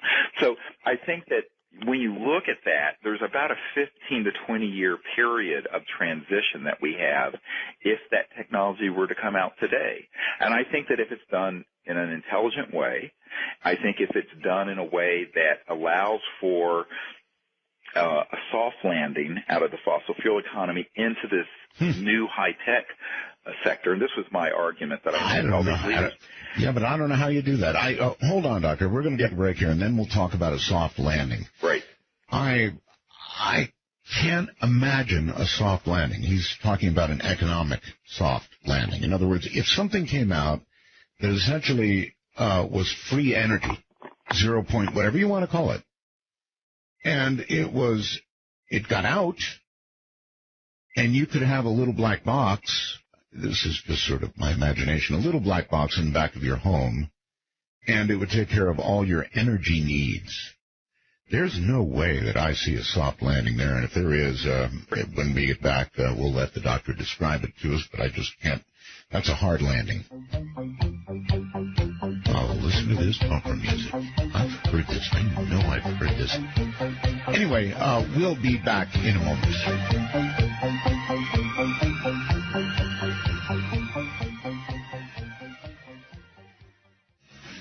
I think that most of our wars have been about oil, right? And what are we supposed to beware of? What was that? The military, industrial, what was it? Complex, that's it. Military industrial complex. So if we have free energy, then we don't need oil, and we can't have any wars anymore. Listen, about something else, and it's always about oil, so I don't know. I'm confused. I don't see, Doctor, how we're going to come out of this, and you're welcome to explain, with a soft landing, but go right ahead. Well, it's relative. I'm comparing this transition or soft landing to a sort of an existential terminus where we run up, where it's Mad Max under the Thunderdome. We're fighting over the last barrel of oil, and we have both polar ice caps have disappeared, and vast areas of the land masses are underwater, et cetera, and so on. So, which is going to be harder? I mean, I think if we came together as a people and said, look, this is something we need to disclose the fact we're not alone in the universe. We need to figure out how to make peaceful contact with these civilizations. We haven't talked about that. And we have to figure out how to bring these technologies that have been bottled up for so long, that are at the root of the secrecy behind UFOs, out in a way that is as least disruptive as possible. Now, my view on this, and this is something which, of course, people would disagree with me on, is that we have to do it because it's the only possible out. I mean, my farm here in Virginia runs on solar, but it's not a practical solution for the average person because it's enormously expensive. It's the largest private solar farm in Virginia. I do the same thing here. I know. Very expensive. Yeah, and so, but I'm trying to walk the walk to the extent I can. But I think that if you're looking at the planet and you're looking strategically down the road, not the next quarterly return report at Goldman Sachs, but I'm looking, 5, 10, 20, 30 years down, that if we began to bring this information and technology out in a way that focused on the energy generation component and not the propulsive part. But by propulsion, I'm talking about the anti-grav stuff. All right, so now this gets into this whole controversy. I had a meeting a couple years ago in Washington, and the head of what we euphemistically called it future technologies of the Air Force, this colonel, which means technologies they already have. And he got into this discussion with me about the weaponization of these delivery systems where you're going very, very fast using this kind of gravity-controlled technology that we have in classified projects. By the way, a lot of the so-called UFOs that people see zipping around near Edwards and Nellis Air Force Base, so-called Area 51, are actually, and up there in Provo at the Dugway Proving Grounds, those are actually man-made EMGs, electromagnetic gravitic. By the way, Doctor, were you shocked beyond belief when the government recently said Area 51 is real? Well, no, because they said, no, it's real, but at the same time, they said, of course, nothing in that critical is going on there, and it's just conventional stuff. But, you know, by the way, the area that you're concerned about at that facility is Pahoot Mesa and Groom Lake and S4, S9, S12. And the really state-of-the-art facilities, like I said, are up in Utah outside of Provo at the Dugway Proving Grounds. And I've heard that, but who knows what to believe? I mean, both areas are, well, let's put it I have folks who've been in you can't go visit. Well, no, you can. In fact, there are no roads into this particular area at Dugway, and the airspace over it's restricted and classified. So there you have it. Have you seen the signs that say lethal force authorized? You don't go past that. Oh, I know. Yeah, I've been out there, and you don't. And so obviously you get the same thing in the outback of at Pine Gap in Australia. In fact, I'm looking at a fantastic photograph of Pine Gap right now that a guy who worked there just sent to me last week. You know what you find is that there are all these sort of facilities that don't get talked about a lot, and then of course, 40 years after the heyday of Area 51, which was back in the 60s, by the way, the government says, oh, well, it does exist. Well, yeah. Okay, so by the time they acknowledge it, it's probably everything's been moved of any criticality. Maybe. I don't know. It's all underground anyway. There's so many mind games going on that who knows. It's all underground. Everything important is underground. Nothing's above the surface. If it's important, it's subterranean. Have you ever, Doctor, had anybody tell you where the beings from the crash at Roswell, are they or were they at 51, or were they sent out to Ohio, or, where? Well, the ones, first of all, there was apparently one that lived. Right. Okay, and the most, that particular being was moved, from my understanding, to various bases over the years, and I have a witness who actually saw it at Camp Perry in Virginia, believe it or not. Okay. So, who actually on a deathbed confessional and in the video, which we have, talked about this. But, of course, the others being deceased, and I know that subsequently there were a number of kind of Tesla coil type EMP, electromagnetic pulse weapons, that were developed between 1945 and the 60s that were able to target these vehicles when they would be in this dimension. We can talk about this if you wish, and would be able to hit them. And so at Fort Huachuca, if you go to Arizona and you go to Tombstone, there's a place called Fort Huachuca, which is actually Army Intelligence Headquarters, and there is an underground facility there. A man that's on my team had worked in there, and he reported that there were 9 separate ET craft in various bodies that have been autopsied that were in storage there. So I think it's been dispersed, and over the years it's been in a number of locations. Okay, move back for a second to a soft landing. I mean, as I mentioned, if there was a little black box at the corner of your house and you had an energy source that would keep you going, keep your house warm and toasty in the winter and cool in the summer and all the rest of it, it would take care of your energy needs. I just don't see how you get a soft landing. Well, I think it's going to be, as I said, I'm using it relatively soft. I mean, compared to the alternative, which is cataclysmic. But no, yes. I think at this point it's going to be a difficult transition because it's been delayed. The analogy I use is that, you got a leak in your roof and you put it off month after month and year after year, and eventually the whole structure of the house starts to rot and fall in.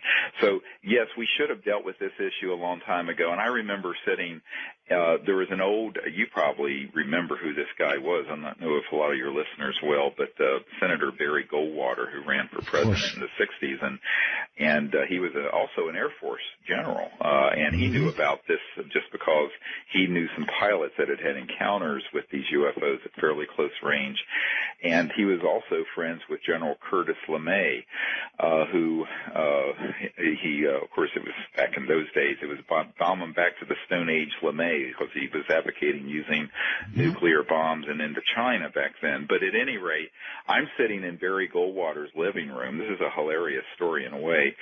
And Barry Goldwater, and I had an assistant with me, and he had left the Senate, and of course John McCain took his seat.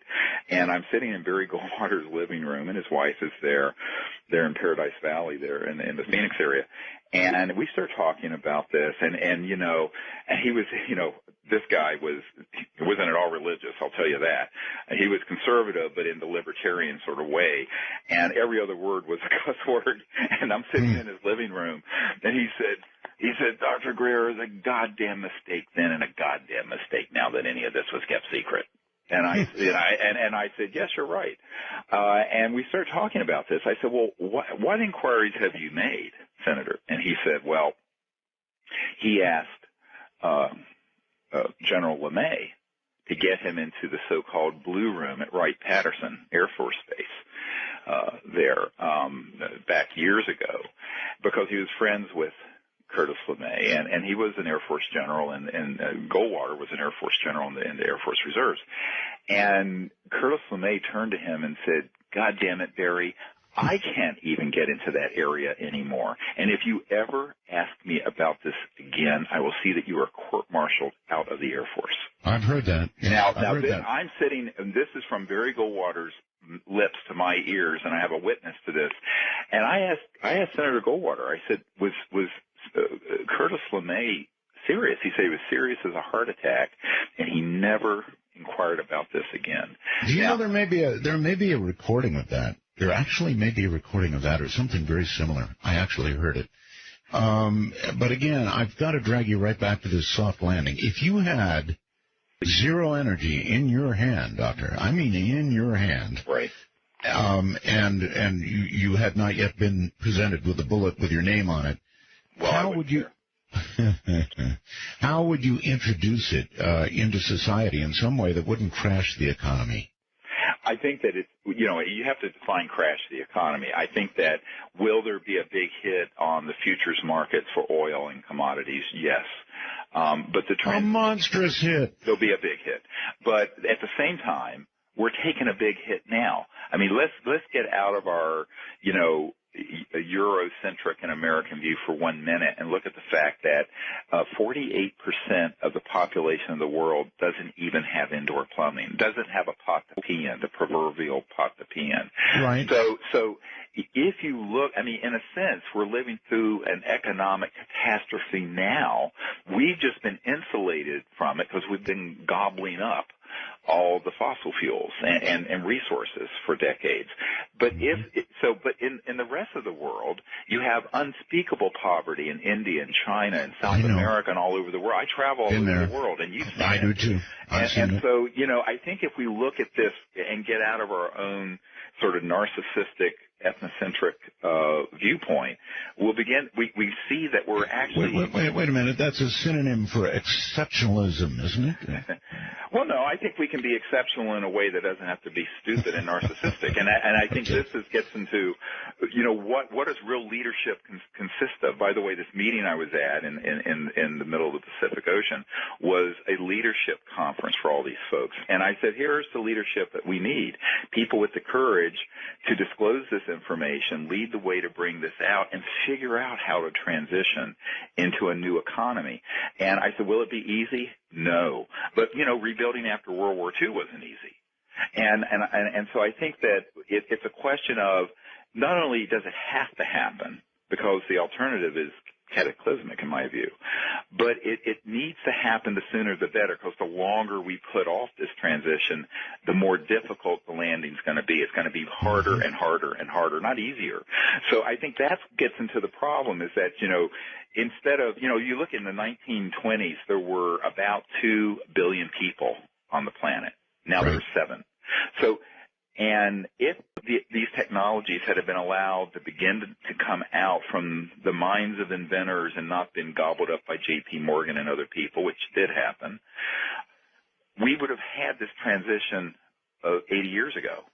But we didn't. But now, of course, in every generation of people in power think that, let's kick this can down the road. And this you see a lot with a lot of problems in Washington. Let's kick it down the road and kick it down the road. But now, if we couldn't do it then, would you just hold us? And you're allowing that it would be much, much harder to do it now, and that it's infinitely harder now. Yep. How are we ever going to get it out? Well, but we have something now that didn't exist 10 years ago, and that is the fact that a huge percentage of the world's population, even people who don't have indoor plumbing, have the internet. And I think that if you get the information and you get the technology out, once you have an operating system that works, it's going to be very hard to stop it. So maybe what you have to do, Doctor, is get the information, get the schematics, and suddenly just sort of fire it to every news outlet in the whole world and then run like hell. Yes. Well, if my group could develop something that could get independently tested this way, and where I knew that it wasn't a false alert, we would do exactly that. But more importantly, get it into the hands of a whole lot of different engineers all over the world who reproduce it. And this is why you have to bypass this sort of secrecy, patent avenue, intellectual property route, because that's going to be your Achilles heel. Absolutely. Okay. All right. So let's get it on the record. Do you have that information now? Well, it's hard for me to say if I have that information. Here's what I will tell you. I have I have a disk with a lot of confiscated patents and information on it that was given to me by someone who was being courted by the CIA. And are any of those systems that would actually work as advertised? I don't know, because A, I'm not an engineer, and B, I don't have a laboratory to put these things to the test. And that's the whole problem. It's a chicken egg issue. The people who I know who have had some of these systems end up getting intimidated. And now here's a true story that people say it's apocryphal, but it's absolutely true. There's a man that is a physicist who was at Lawrence Berkeley Labs. And he had, and I know the CIA doesn't like me to say this, but he had a barium titanate crystal and he had a voltage wire wrapped around it and voltage going into it, and at a certain frequency, resonant frequency, and an output signal that was 10 times more wattage, real power, than the input. Well, in come some goons, and he was not patenting this. He was doing an experiment at Lawrence Berkeley Labs, which is in the Bay Area. And in come these guys. They confiscate his system. They actually take him and put him in a mental hospital and put him on a Thorazine drip and do all kinds of stuff. Now, this man is one of the sweetest people you'd ever meet. But, is he going to try to pull this stunt by himself again? No. This is why we're telling people we're trying to put the people together to create an energy research lab where we can do this as safely as we can, but that's being observed on the internet in real time. And I think that's a very different approach to how most people would develop a technology like this. And I actually the Thorazine says shh. Yeah, well, the Thorazine just says, he's in a stupor. It's a terrible drug. But I think that this is how, suppression has happened in a million different ways. And as I look at it, if we're going to make a difference into the future, we're going to have to figure out how to not make these same mistakes over and over again. Can we? Yes, I think we can, but we're going to have to pull our resources and involve the public in a very large way. I don't think it can be done, as I said earlier, in a small way at isolated people working on this as lone wolves.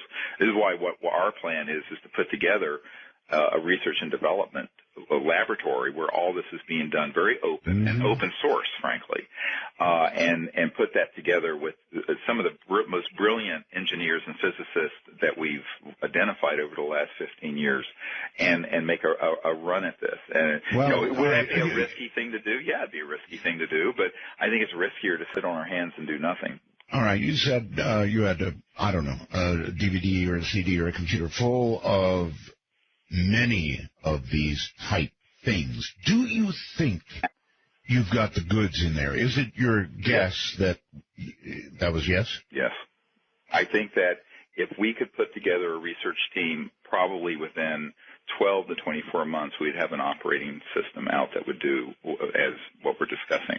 The reason for that is that we've studied so many different breakthroughs that have happened over the years. For example, we've identified the people who worked directly with this guy named Stan Meyer, who had a car that was running on water because he had an electronic system that was actually pulling energy out of the zero-point field so that he could dissociate hydrogen and oxygen out of water and run a car on it. Are you aware there's a fellow in the Philippines, no joke, who is driving a car around Manila that runs on water? Well, I've heard of these, and a few of them we've looked into, and they end up not being as advertised. But if that's true, that's great. What I say to people is that it doesn't help if you have one guy running around the Philippines on this. You've got to move it into the mass public. And I think that's – but now, did Stan Meyer actually have that? Yes, but if you look at his patents, he altered the frequencies of the hertz, the cycles per second, and the resonant frequencies, so that no one could do it. Well, of course, the whole point of a patent is to create something that would be protected, and you can put all the information in there. But he didn't. And so when he died, mysteriously and very suddenly, back in 1996, I believe, what he left was a lot of material which we were trying to get, and ended up a big corporation came in and bought it out from under us, from his estate. Now, one of the things he had in there was a toroid. It looks like a donut, and it had a magnetically charged fluid in it, and that was definitely so-called free energy, and it had a national security order on it. But 3 of the people who worked with Stan Meyer are still living. We've identified them, and they would love to work in a research lab like this. So what I've said to people is that a lot of our work has been to collect the information, but more importantly, the people who understand the principles and the physics. Now, how do you put them together in a way that they can, as safely as possible, work on something like this and live to see tomorrow? And that's what we're trying to do now at this phase of our project. Living to see tomorrow. That's good. All right, hold it right there. Here's where we're going to take a break for a moment and a deep breath. Free energy. How would you do it, folks, so that it was a soft landing? That the economy didn't do what it did back in 06 or whatever. So we'd all live happily. Where all those happy days, they seem so hard to find. I try to reach for you, but you have closed your mind. All right, Doctor, welcome back, and here we go. I'm still not clear on a soft landing. I just don't know how you do this kind of thing. Piecemeal, I just don't get it. Well, I don't know. It wouldn't be piecemeal, but maybe soft landing is not the correct term, but I think it's a relative term, as I said, compared to what we're facing if we don't deal with this issue. And by when? And I think I think it should have been done decades ago. So as soon as possible is all I can say. Well, yeah, but if you look at the current oil-based economy, and you look at oil disappearing and getting more expensive, there's going to be a dollar figure. I mean, eventually you're going to be able to pin it to a dollar figure. By the time it's $15 a gallon, $20 a gallon, somewhere in there is a breaking point.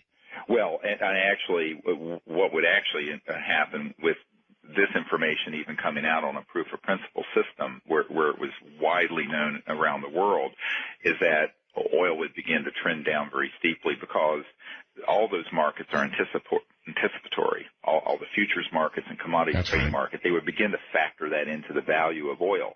Right now, the value of oil has a couple of premiums on it. You have the war premium, the chaos in the Middle East, and China industrializing at 8, 10, 12% a year.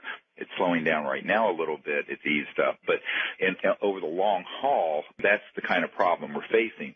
And I think all this does is build in the likelihood of growing disparities between the wealthy and the unfortunate, and that's a prescription, if you look at history, for revolution and turmoil. So I think the sooner that we can come together as a people to transition out of those systems into something practical, and by practical, I'm not knocking solar and wind. It's just not a very practical, energy-dense solution for a planet with 7 billion people. No, it's getting better. Here in Nevada and in California, we've got these new solar collectors. I don't know if you've seen them. Oh, yes. Very large towers with hundreds and thousands of reflectors pointed at the tower, and they're getting to be fairly efficient. Yes, but you're talking about that one facility there near the California-Nevada border, costing in the $2 billion range. Well, my God, I mean, the money they put into that, you could have developed these other technologies and begin to have them coming out like sausages off the conveyor belt. You can throw billions of dollars around, but check out the price of the last war we were in. Yeah, that was a couple $1 trillion if you factor all the aspects of it in, and that's a lot of mirrors. Yeah, it is, and I think that there are solutions, but ultimately they're going to be too little, too late. That's my concern, and I think it's a temporizing strategy to utilize those. I think the real solutions are these ones that have been resisted because they are. In my view, they're transformative. In the view of the conventional wisdom, they're disruptive. And I think that depending on where you're sitting on which side of the fence, it is disruptive. And it's interesting. A few years ago, back when W was the president of the United States, I was meeting with his sort of consigliere on energy and nuclear power, and it was this Harvard law guy, and we're sitting at the University Club there up the street from the White House, and this is a place you see Rumsfeld and all these folks in there, and he's telling me that anybody who becomes president or someone in a very powerful corporate position, no matter whether they're left or right or center or liberal or conservative and all these labels, they don't mean anything. He says basically they get into those positions and they govern and make policies that are very conservative in the traditional sense of not having big change happen. And the reason for that is that they don't want to supervise something this big. This is such a big change. If you add up all the changes that have happened since the 1850s to now, the disclosure of this information would dwarf all of them added together in terms of the way it would change the way we're living on this planet. Now, to me, that's needed, and it's a good thing. It's been forestalled for too long. But if you're in a position where you're just trying to maintain the status quo, you look at the edge, you go to the edge of this precipice, and you're going to go, good God, I'm not taking this leap. So if they don't act pretty soon, they're going to be supervising billions of people starving to death. They're going to be supervising wars that are going to be so out of control that it'll be the end anyway. So, well, see, this is what I was saying to you earlier, is that from my perspective, any way you slice it, the wise thing to do is to come together and figure out how to bring out these really advanced technologies and physics in a way that is as non-disruptive as possible. I don't know what that is. How about a toy? Yeah, toy. No. I mean, something actually going to run something. I know, but we're talking about baby steps here. If you come out with a toy that seems to demonstrate over unity, believe me, people pay attention to that. Well, actually, there have been. There's right now a tritium battery that's exhibiting this. There are a few small, at the level of lighting an LED that are out there right now. But I think that, it kind of gets lost in the dialogue. And I think to make a change on this, you're going to need to bring out something that the average person is going to see a practical application for it. And I think that is why, getting back to the secrecy and the ridicule of the UFO subject, the secrecy and the ridicule is rooted in the fact that the implications of this are so huge. It's not because it's silly. I mean, it's been portrayed silly. You know, I have this really, it's sort of a funny CIA document from 1953 and it talks about the CIA engaging Disney Studios to make cartoons about ETs and UFOs so that the subject would be the matter of ridicule and mirth and sort of levity instead of being something serious. And yet you have the first CIA director in this letter that I was quoting from earlier in the show, talking about how people are soberly concerned about this and understand that this is an enormously important issue. And I think that it's because it has so many implications that it has been ridiculed and has been sort of pigeonholed into the silly season of all things ufological, which, you know, okay. For a second, let's come back to a serious matter, and that is this question. Are we currently in any sort of productive dialogue with them? Well, you know, I can't, or when you say we who? We humans. I suspect, yes. Although I'm not on an official level. What I've learned in studying this and leading teams that attempt to make contact is that I think individual humans have had contact experiences. Whether the government at some point had some liaison that then fell apart, that's possible. Although I don't see a great deal of evidence for it. The closest I get is from, you know, after meeting with these guys, these French officials, they sent me a letter from a man who was with Eisenhower when apparently he met with some ETs there at Muroc, which is near where Edwards Air Force Base is now, back, I believe, in April of 1956, if my memory serves me correctly. And so apparently there were some attempts to make this sort of more open contact, but it became very dysfunctional because, you know, the motivations for the dialogue were not what they should have been. All right. Well, we'll probably never really hear about that. What do you know, Doctor, about ET contact that has occurred at the macro level that you consider to be legitimate? Well, I think it's happened with many individuals who've had contact experiences with these civilizations and the individuals. And what I've done, there's something we started back about 20 years ago called the CE5 Initiative, Close Encounters of the Fifth Kind Initiative, is to train people in the concepts of contact and the concepts of so-called remote viewing and the use of consciousness and other technologies to interface with these civilizations. And when we've done that, we've had some really strange but amazing experiences that have happened. And that's been in every spectrum, you know, photographic, video, electronic, and even, you know, objects and the beings that are very, very close to us. If you look on our website under CE5 on the top header at SeriousDisclosure.com, you can go through that, and there's some photographs that are pretty unusual of what appear to be ET and transdimensional beings that are very near us in places all over the world. So,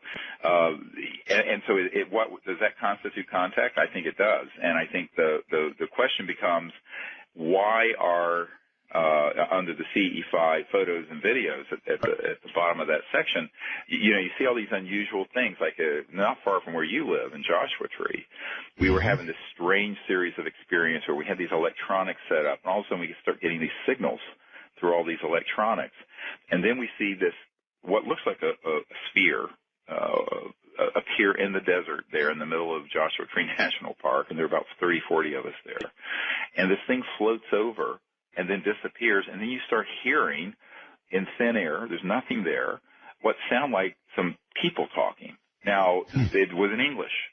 And so a member of our team took a camera, and you can see these photographs, and there's this being kind of floating almost in a holographic light area right outside where our chairs were. This is an actual photograph waving at us. And this being has a huge head, has concave areas on the skull, is there. And many people who were there were having other kinds of unusual experiences in consciousness, electronically, and what have you. And I think one of the things that people, when they begin to have this sort of experience, have to understand is if you're dealing with an actual ET, it's going to be strange. Why? Because if they're moving beyond the speed of light from one star system to another, they're dropping out of linear space-time and traversing other dimensions into this point in space and time. So they are all, by definition, a priori, they are all transdimensional or interdimensional and ET. I remember Jacques Vallée and I had this discussion once where he said, well, are they ET or are they interdimensional? I said, well, they're both. I mean, if it was just something like the spirit world or a ghost, they don't need a spacecraft that materializes and lands at Rendlesham Forest Air Force Base. No, they don't have that ability, or they couldn't even get here. Yeah, so this gets into this whole discussion of a whole new understanding of physics and space and time, where you have enfolded within any, say, volume of 3D, other dimensions that you can traverse through to get from one star system to another. And this is what they're doing. And so when they do appear, it can be very unusual. They can appear and then disappear, or they can be partially in this dimension where it almost looks like a hologram or some translucent circular or disc or triangular shaped object. And in fact, one of the top secret witness guys we just put up from the Air Force was at Altus Air Force Base in Oklahoma back years ago when one of these objects appeared over the hot nuclear area of this Air Force Base. And you could see it. It was like a cobalt blue, but it was translucent. It wasn't fully in this dimension, but it was moving over this area where our planes were loaded with hot nuclear weapons to take off in an emergency. And all the alarms went off. So it was enough in this dimension, and yet it could go straight through. It was not solid, so it could pass straight through these aircraft. And, of course, in World War II, everybody knows the group the Foo Fighters. Well, guess where they got their name? Foo Fighters, Dave Grohl got that from. We brought up this information about in World War II there were these objects that were called Foo Fighters that were like that were flying around our aircraft. Hitler thought it was a secret Allied weapon. Mm-hmm. We thought it was a secret Nazi weapon. Now, a member of my team, Dr. Altschuler in Denver, very renowned hematologist, pathologist, wonderful man, passed away of cancer a few years ago. He was General Jimmy Doolittle's nephew. And Jimmy Doolittle, the general, a famous general of World War II, told him, look, I was sent over there by Roosevelt to look into what these Foo Fighters were. And so he goes over there and comes back to the White House and tells President Roosevelt, FDR, that they are, and I'm quoting, they are interplanetary vehicles, but they were behaving in this unusual way. Now, that is a 100% true story. So this now goes all the way back before Truman to FDR.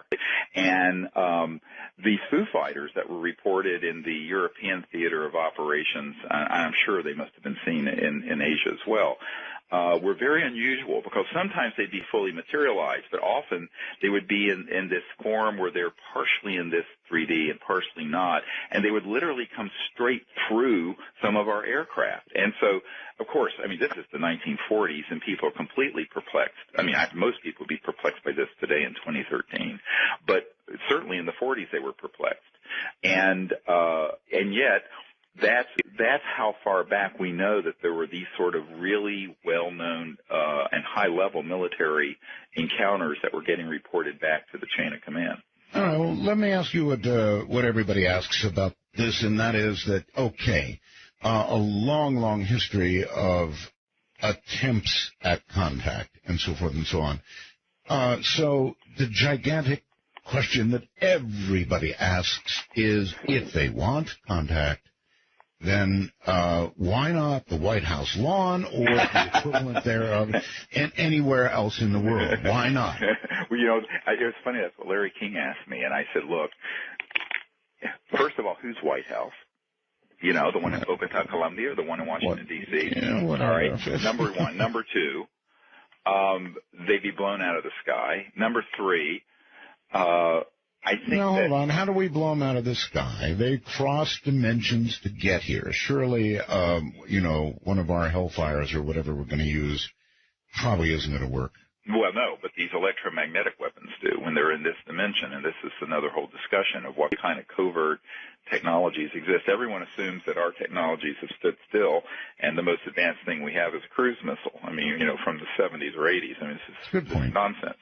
And I think that the bigger question is, no one can know this for certain, but my reading of this, having gone out for thousands of hours under the skies with people, looking at the stars, looking at objects that come in, is that I think they're waiting for us. I think the ball is in our court.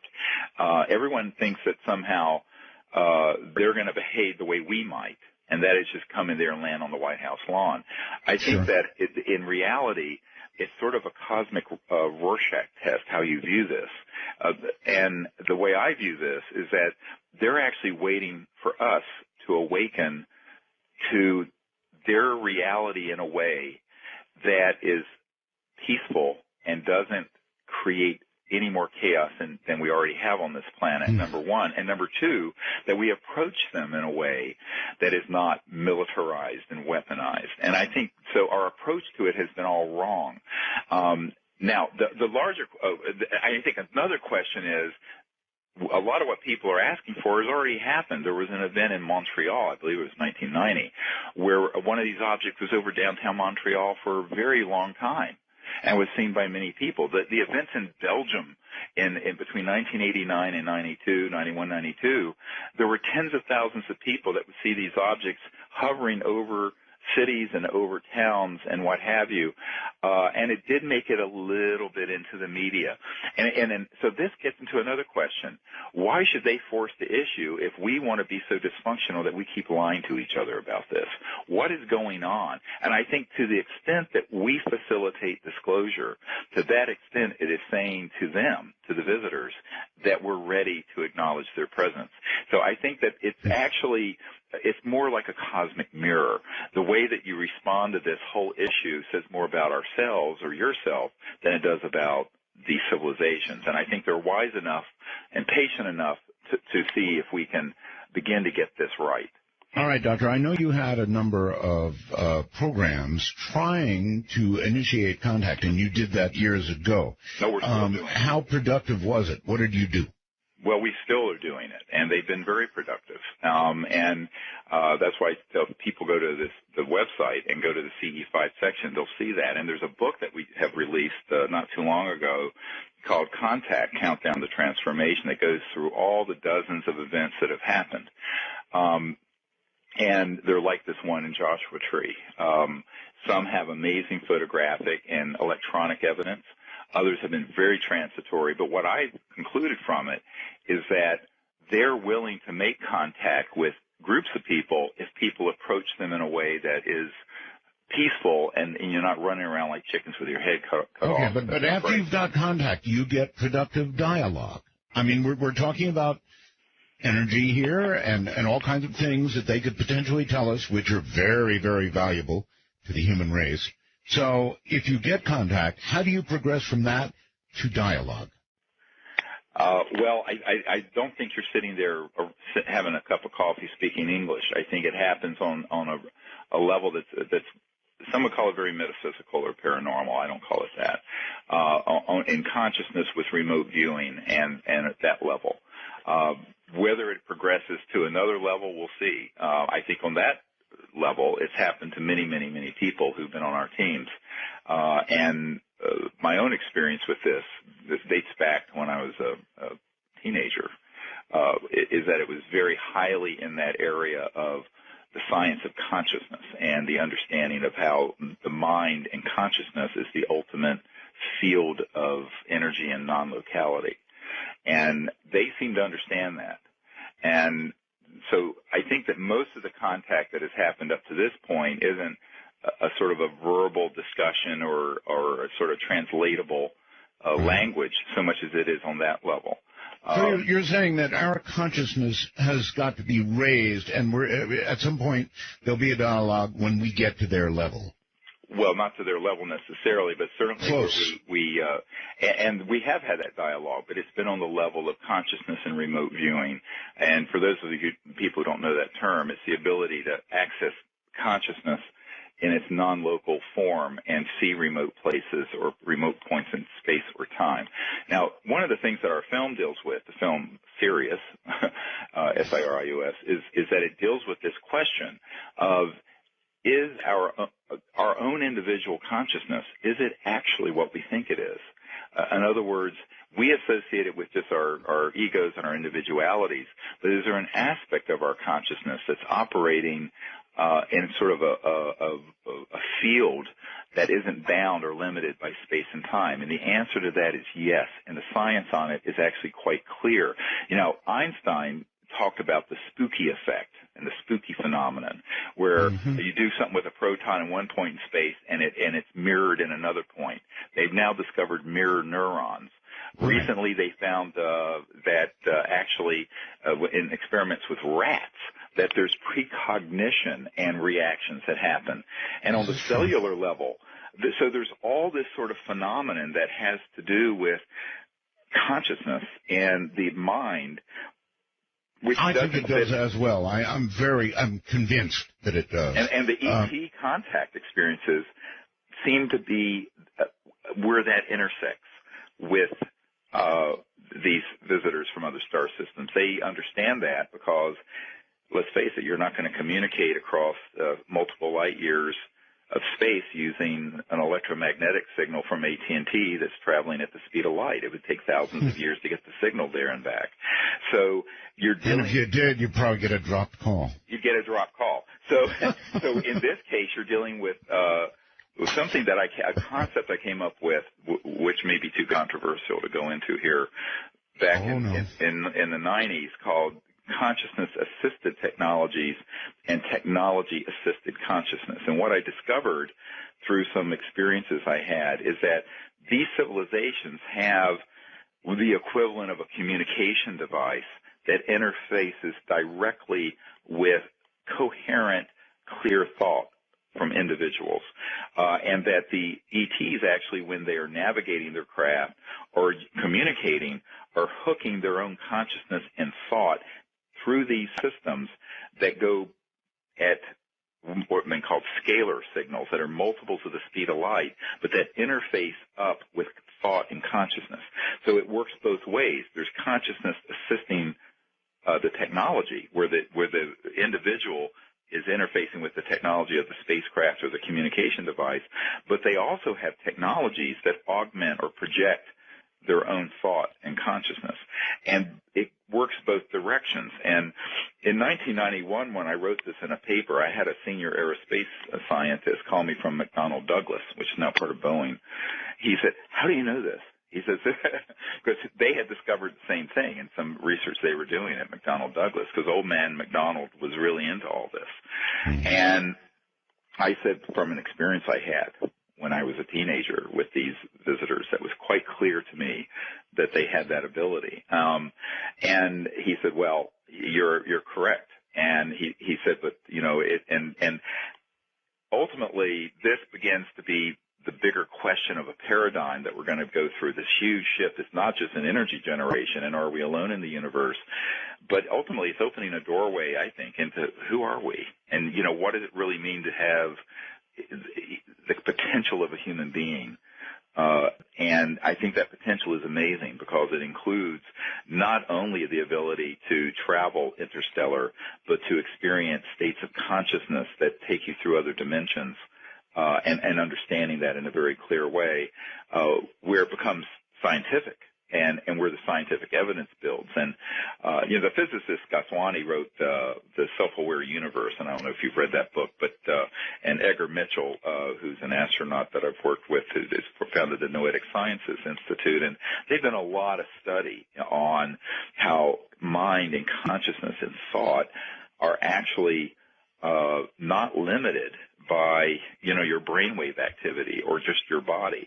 And that there is this element. I think that that's why when you talk about contact with these civilizations, you're going to have to then add in this other area of exploration of the science of consciousness and understanding of a new type of physics that is awareness.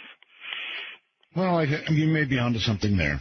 You mentioned Edgar Mitchell. I've had him on the show, of course, and maybe you've got some comment on this, but I thought it one of the oddest things, and since you brought up his name, I'll mention it.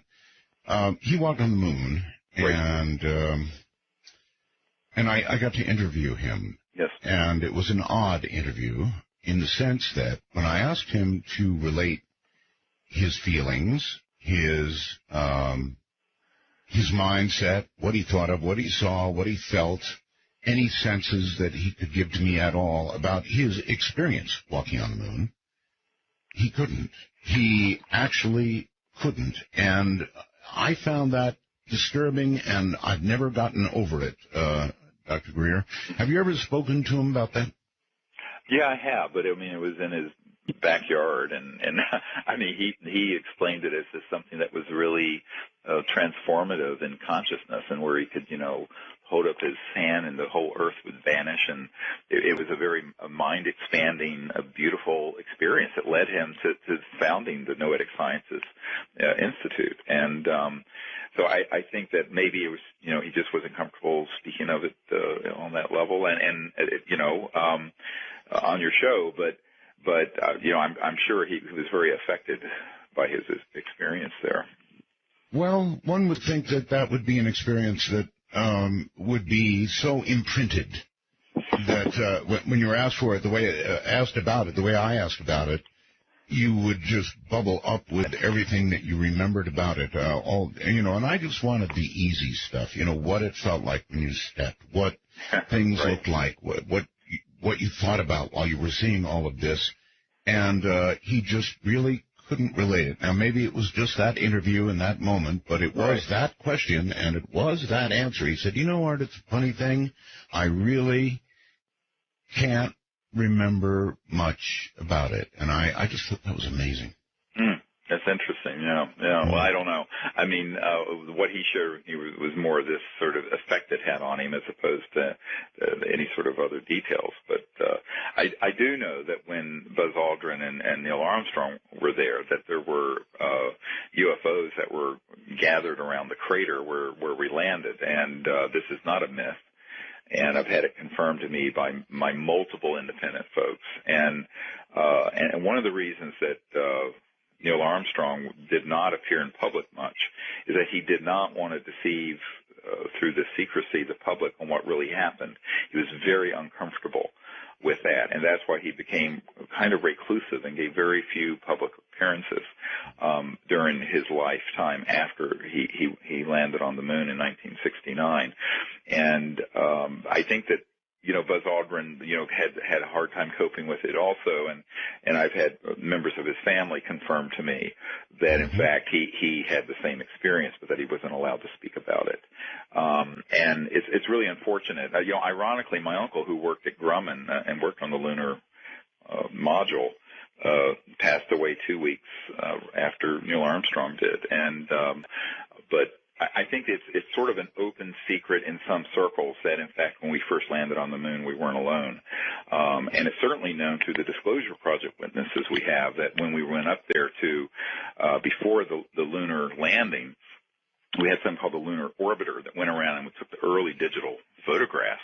That's right. And there were structures there. And Carl Wolf and other people we have in our Disclosure Project, saw at this NSA facility that was at Langley Air Force Base in Virginia, these images that were clearly showing very old structures on the moon, but also some newer ones. And the structures were in the area called the Terminator, which is the area between the dark and the light part of the moon. It's sort of the twilight area because the moon is sort of fixed and where it is, where you see the light side, the sun hitting the one side of it.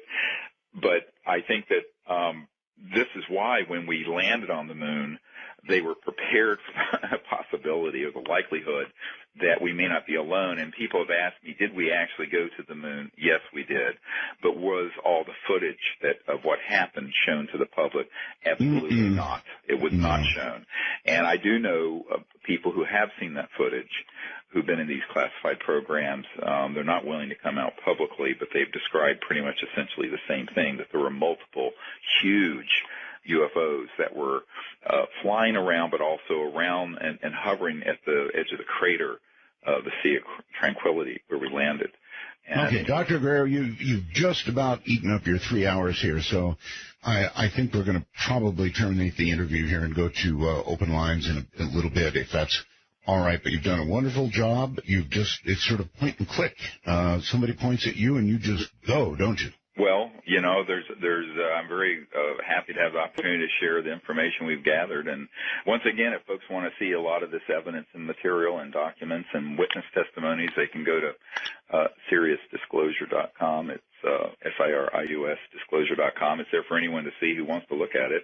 And we're always looking for new people to come forward with more evidence and information. So be in touch. All right. Thank you, my friend, and we'll do it again. All right. Thank you. Take care. All right. That's Dr. Stephen Greer. Really a point-and-click kind of guest, huh? You almost wonder where he takes a breath, but he's got an awful lot of information. This is Dark Matter, and we are going to, for the balance of the program, go to open lines. And what that means is anything you want to talk about is fair game, no screened calls. So if you're ready for that, buckle in.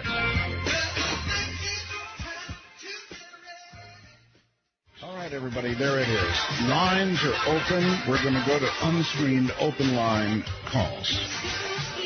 Dr. Greer was an amazing guest. I have never heard anybody able to talk the way he talked without interruption. I have this feeling that when I finally did say something and he was able to, he went and grabbed a breath or something. It was amazing. How can anybody do that? Anyway, here we go. Open lines coming up. Dark Matter, you're on the air.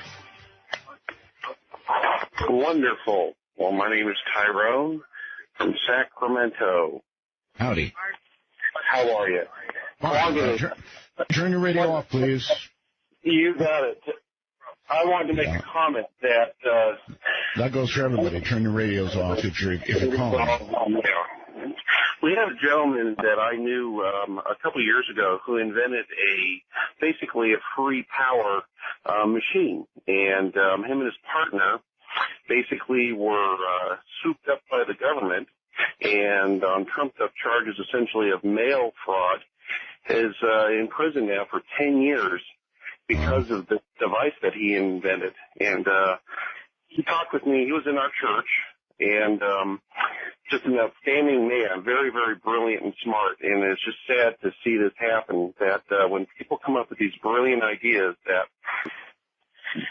our government just really doesn't want it to be brought out to the public. And it's just a sad, sad state of affairs. It really is. Okay, so he's still in jail? Oh, yeah. He's dying from cancer right now. And his wife, I see his wife about weekly, and I ask, how's he doing? And she goes, well, he'll probably die in there because I'm not going to let him out because of the information that he knows. And she knows all about it, but she's going to be very quiet about it. So you're saying then that what Dr. Greer said about being threatened, about a bullet with your name on it and all of that stuff is true? Absolutely true. And I was thinking, when I spoke to him, I said, just use it for yourself. Don't go around trying to market it because it's just not the time right now. The timing has to be right. It's a sad thing, I think that idea about the water car that runs on water, I saw that down in the Philippines. It's amazing. I think if more and more of us would do that, it would really make a change. It would. All right. Thank you very much. Well, it's true. There is a fellow in the Philippines, and he's actually made his design available, claims that he drives around in a car that runs on water.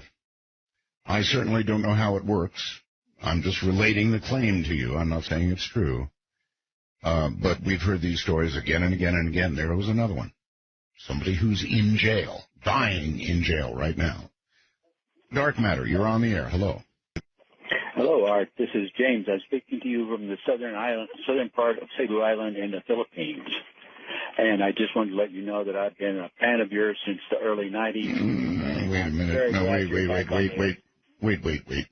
How would you be hearing me in the Philippines? I'm listening to you on my Sirius TTR1 internet radio, and I'm speaking to you over an internet telephone. Wow. And I can dial any number in the United States, Canada, and Virgin Islands free from this location. Wow. And it cost me $28 a month for the service. And I Actually, it does sound like we're connected. That's amazing. Yes, what part of the Philippines are you in? I'm in the southern section of Cebu Island. Okay, Cebu. Right. Very good. Delegate. I'm over here for a year. I'll be back home for a couple of months in March of next year. And I'm so tickled to have you on the radio again. It's just wonderful. And you've blown us out for two nights. It's absolutely incredible.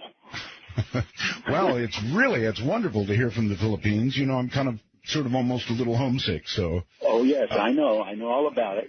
You know, I almost moved to Cebu. I almost bought a house there, actually. Oh, really? Oh, yeah, yes. I know when you left and when you set up your antenna and they made them take you down, and you got permission to set it back up again. I know. That's a true statement. Yes. Okay. Like I said, go ahead, sir. No, go ahead. Oh, I just wanted to let you know I'm so glad you're back on the air, and of course I listen to you at 10 o'clock in the morning till 2 o'clock in the afternoon here. Mm-hmm. This is the 18th, so you know that 12-hour time delay. So I do. I'm being ahead. So it's so wonderful to talk to you, and keep up the great work for all of us. And thank you very much, and take care, my friend. All right, thank you, sir. All the way from the Philippines. Wow. I didn't think he was telling us the truth, but he was. That's pretty cool. That's a neat little town, by the way, Cebu, and I very nearly did end up moving there. Wow. Dark Matter, you're on the air. Hello. Art. Yes. This is Greg. How are you doing? I'm doing fine. Where are you calling from? Well, right now I'm up in Montana. It's raining. Okay. And first off, I'd like to say welcome back from everybody at Belgab, MV, Bateman, and Saucy Rossi. I think he did some videos for you. Belgab, indeed. Saucy Rossi, yes, and boy, are some of them really good too. Did you see the last one he did? We were talking about that on the forum, Art, and when I saw it, I went through such a range of emotions, especially when your audio came in and her eyes opened up. It was almost like I was excited. I had tears in my eyes of anticipation. It was unbelievable. It affected me actually kind of the same way, to be honest with you. It was an amazing piece of work, and it was, of course, contact backwards. And if you haven't seen it yet, you can go to artbell.com, and how's it listed, as Ross's fourth or something like that? I believe it is, if I can remember right. I'm a little bit sketchy, but I think you're in the ballpark. Yeah, amazing. Just an amazing talent. I'll tell you, I spent many years as a young police officer listening to you on the night shifts, and thank God you were there, because some of those nights were long indeed, and you made them bearable. So my hat's off to you. Thank you. And and also, I just you've got me into ham radio, and I appreciate you for that. And I just wanted to say hats off to you from everybody from Belgab, and welcome from Big Sky Country as well. Thank you, my friend. Take care. All right. Well, there you have it. What am I going to do about this? Everybody wants to say welcome back. Now, Rush says dittos. Instead of doing all that, I don't know what I can come up with. I'll have to think about it. But let's accept the fact that you all welcome me back. That won't stop you, will it? So I'm not really sure what to do about that. Let's continue until I can think about it a little bit. Hello, Dark Matter, you're on the air. Hello? Yeah, hi, this is Christopher. Can you hear me? I hear you. Hello. Hello. I'm on a Skype computer. Uh-huh. And I don't have much signal here. I'm at Safeway. I'm hungry. Christopher Christ. Christ is gender specific for Chris and short for Christopher. Solved a couple of problems on the computer, but it caused one great problem that created a rift. Okay, Christopher, well, you're on the air, so if you have something to say, fire away. Yeah, I have a device that can connect me to what I guess the Christians call eternity. You don't have a gun, do you? No, its physics is very simple. It has to do with fire and vibration of tuning forks. And that connects you to eternity? Yes. Eternity is a place where Dr. Greer talked about it a little bit. That place is a vibrational, it's not really, it's a holographic place, but it's physical, but it transcends time and space. Okay. And so when you have... Okay, this is not going to be a possible conversation because we just have too much delay. Cell phones are bad. Trying to do Skype with a bad connection to a radio show is almost beyond reason. He scared me there for a moment. There are, I guess, various avenues to eternity, and scared me. Dark Matter, and you're on the air. Hello. Hi, Art. This is Larry from Fort Lauderdale. Hello, Larry. You might remember. I have three quick things. One, please push XM into putting the channel numbers on the mobile phone devices. It's a good program. I wonder why they don't do that. Well, they want everybody to go to names, and I tried to tell them that the red network and blue network didn't work very well. You need numbers because if you're in your car and you look at 104 and you try to figure out where it's listed, which is under entertainment, under indie, it's a problem. And I think they could find some room to do that, and I think that you're the man to do it. The second thing real quick was if you can ever do the phase-shifting version of Ride My Seesaw, that would be awesome. Like we used to hear. I know. Well, I finally adopted it as a theme, so I'll dig it out one of these days. But the third thing I wanted to say is that regarding Dr. Stephen Greer, the only thing that could probably keep people's lips so sealed and so secretive has to be that they truly believe that it would throw our Bible out the window, and the reason of our very existence would just be so different that it would be so cataclysmic if anybody opened their mouth, because you never could have this many people with that kind of a budget not leaking the Holy Grail or the absolute smoking gun, which would remove all doubt. And it would have to take something of that magnitude for them to keep this thing that secret. And that's or oil. Look, oil is bigger than you think. I mean, oil is really, really big. We're talking big money. We're talking, we've had wars. Most of our wars, one way or the other, have had something to do with oil. So there is that. And then, as you point out, there's religion. And you're absolutely correct. If the reality of extraterrestrials meant that what we thought we knew about God in the Bible wasn't true, I think everything would rapidly get out of control. Well, I think that we've been prepared enough to where we wouldn't. I think the Brookings Institute is not the same today as it would have been in the 50s, and I also think a soft landing is possible because it would in fact be gradual. If you took just here in South Florida, the Florida Power and Light Company, if all of a sudden we had a box in our yard and I didn't have to pay $300 and $400 a month, that money would be put back in. Well, one thing that the market doesn't like is a surprise. You know, every time we've had some sort of surprise, whether it's a war, political leader dying, whatever it is, any kind of surprise, the market takes a beating. If somebody talked about suddenly having free energy, that's a big surprise. I mean, that's so big that I'm not sure there'd be a recovery. Well, the doctor laid it out. It's one way or the other. If we have global warming and there's water covering my house where I'm at now, that's a pretty surprise. So I tend to go with his method, and I think that we could have the soft landing. I think that we have to do that. Okay. Well, thank you, and that's a good, intelligent call. I kept asking Dr. Greer about a soft landing, and I'm not sure that I got the answer, or an answer that I understood or agreed with. Soft landing. If it was suddenly announced that energy was essentially free, I honestly don't know, folks. I really don't know. I don't think there would be a soft landing. I think there would be a hard crash, actually. All right, we'll break here. We'll continue in the hour with open lines and anything you want to talk about. It's all fair game. No screening of calls. Whatever comes, comes. And that last call was a good one. What do the rest of you think? Soft landing? Possible?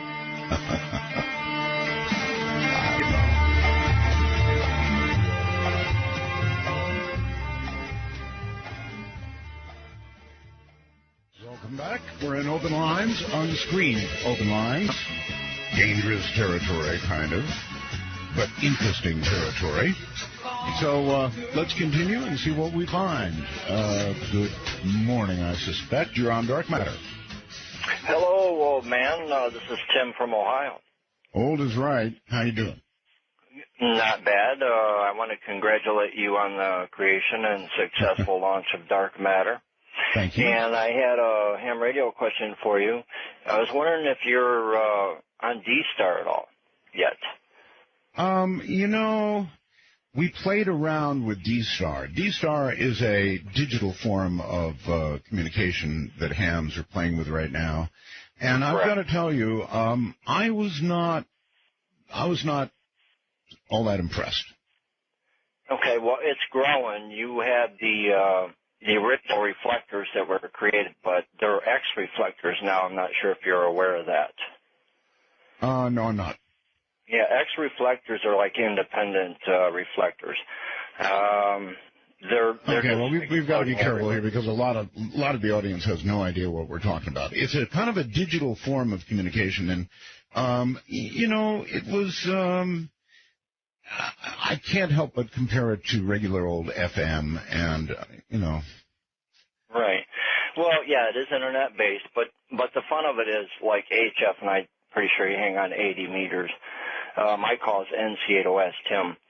But when you can sit and RF from your handheld into your DVAP and go out over the internet and talk around the world sitting on your couch on your handheld, as long as you have internet, it's pretty cool, I thought. And it is expensive. That's why a lot of people aren't into it yet, and I agree it's very high priced. But I think it's okay. Well, so you just said it. You said it yourself. I mean, it is expensive. It is high priced, and on top of that, I don't like the way it sounds. I'm sorry, but you're right. I'm an old man. Now, old man is an affectionate term that ham radio operators use with each other, and that's how he meant it. But I guess I am old because, to me, traditional FM sounds wonderful. And these newer digital modes, not as much. They hiccup, and, well, it's kind of like comparing a cell phone to a landline phone. And I know we've talked about this before, but I'm not wild about cell phones. And while I'm on the subject, that can get me going on a rant. I want the cell phone companies, the big ones. Let's start with AT&T, for example. They're really a big one, right? Let's increase the bandwidth, folks. Let's hear pin drops again on cell phones. Wouldn't that be wonderful? Wouldn't it be absolutely astronomically wonderful to hear a pin drop on a cell phone again? The first company that does it is going to get my money. I will switch providers like that. Somebody comes up with a good-sounding cell phone. Sorry, get me going on that. And anyway, Dark Matter, you're on the air. Hi. Hey, Art. This is Nathan calling from Oregon. Hey, Nathan. Wanted to ask you, first of all, thanks for taking my call. First-time caller, long-time listener. Wanted to ask you where you're at with the Luciferian agenda, some things that Dr. Kaku alluded to last evening. Made us curious where you were at personally with that. When did he reference that last night? Well, he didn't reference it last night. he talked about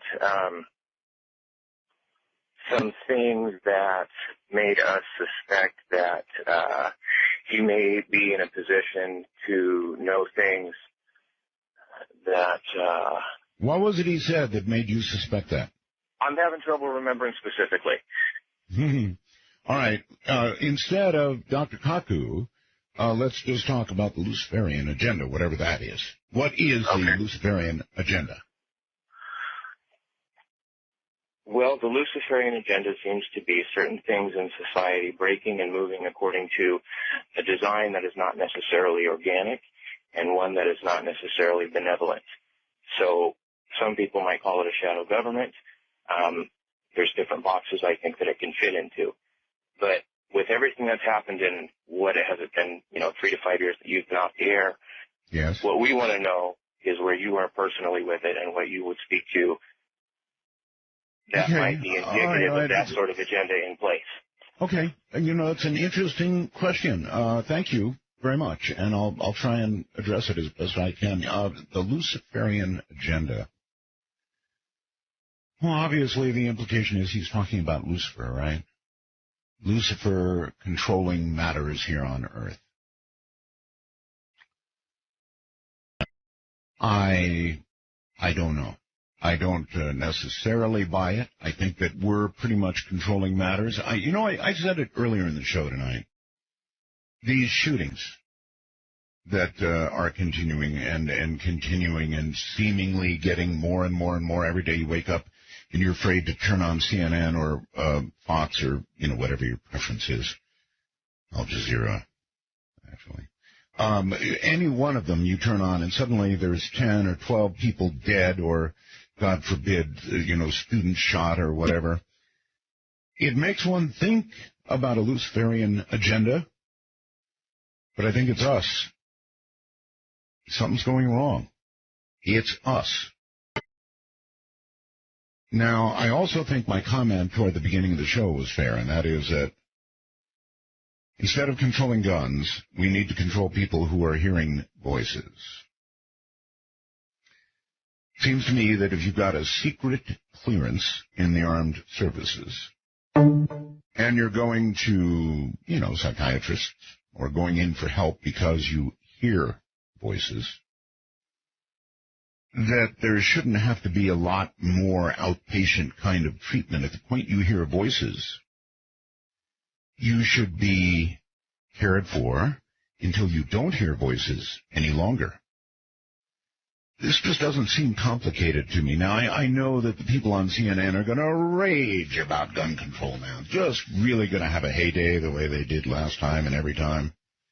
And it just gets more and more and more and more. But to me, it seems simple. You take care of the people who hear the voices and who seek psychological counseling and who display the kind of behavior that leads one to take a gun and to go into a secure facility and begin killing people, and you take care of them. Dark Matter, you're on the air. Hello.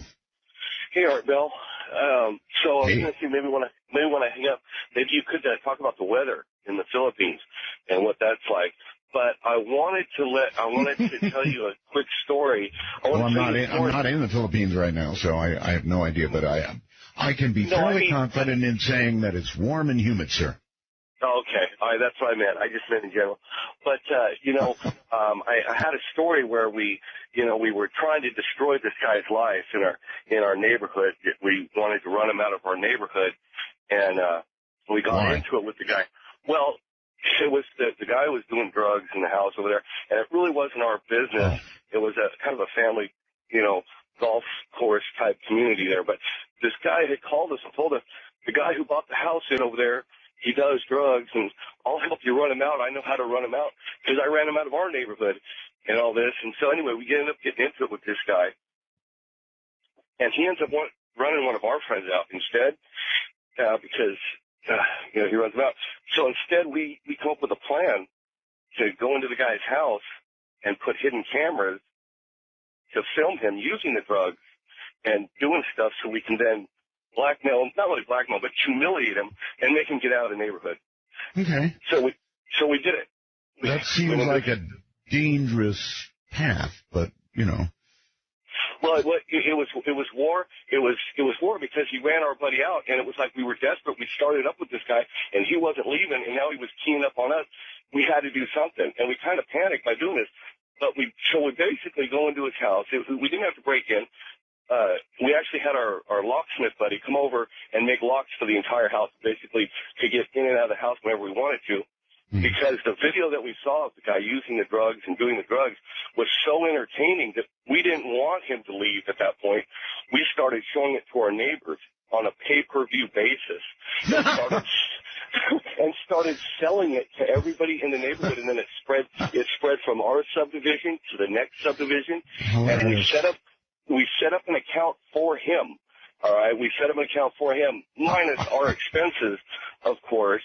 And this went on for a long time until, you know, basically he figured it out.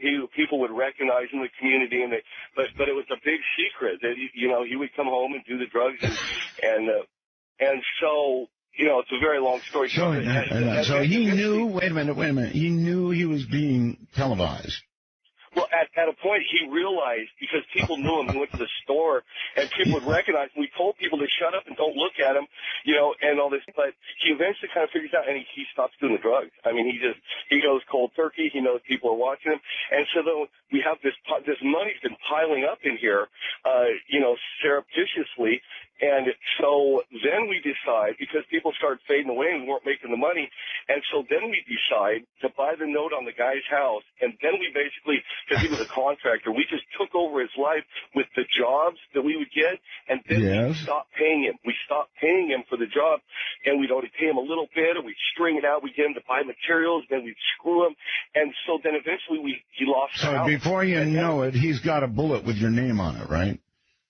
No, because we're doing this very carefully. His friends are in on this, but they're not helping him. The house goes into foreclosure. We make him homeless. Now people come back because now they have this guy that we created that's worth millions of dollars, but now we've made him homeless and he's living on the street. So then that became the show.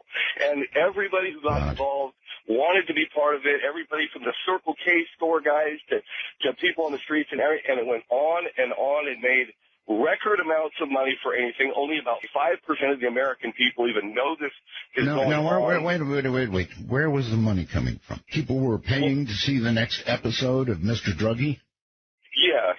Yeah.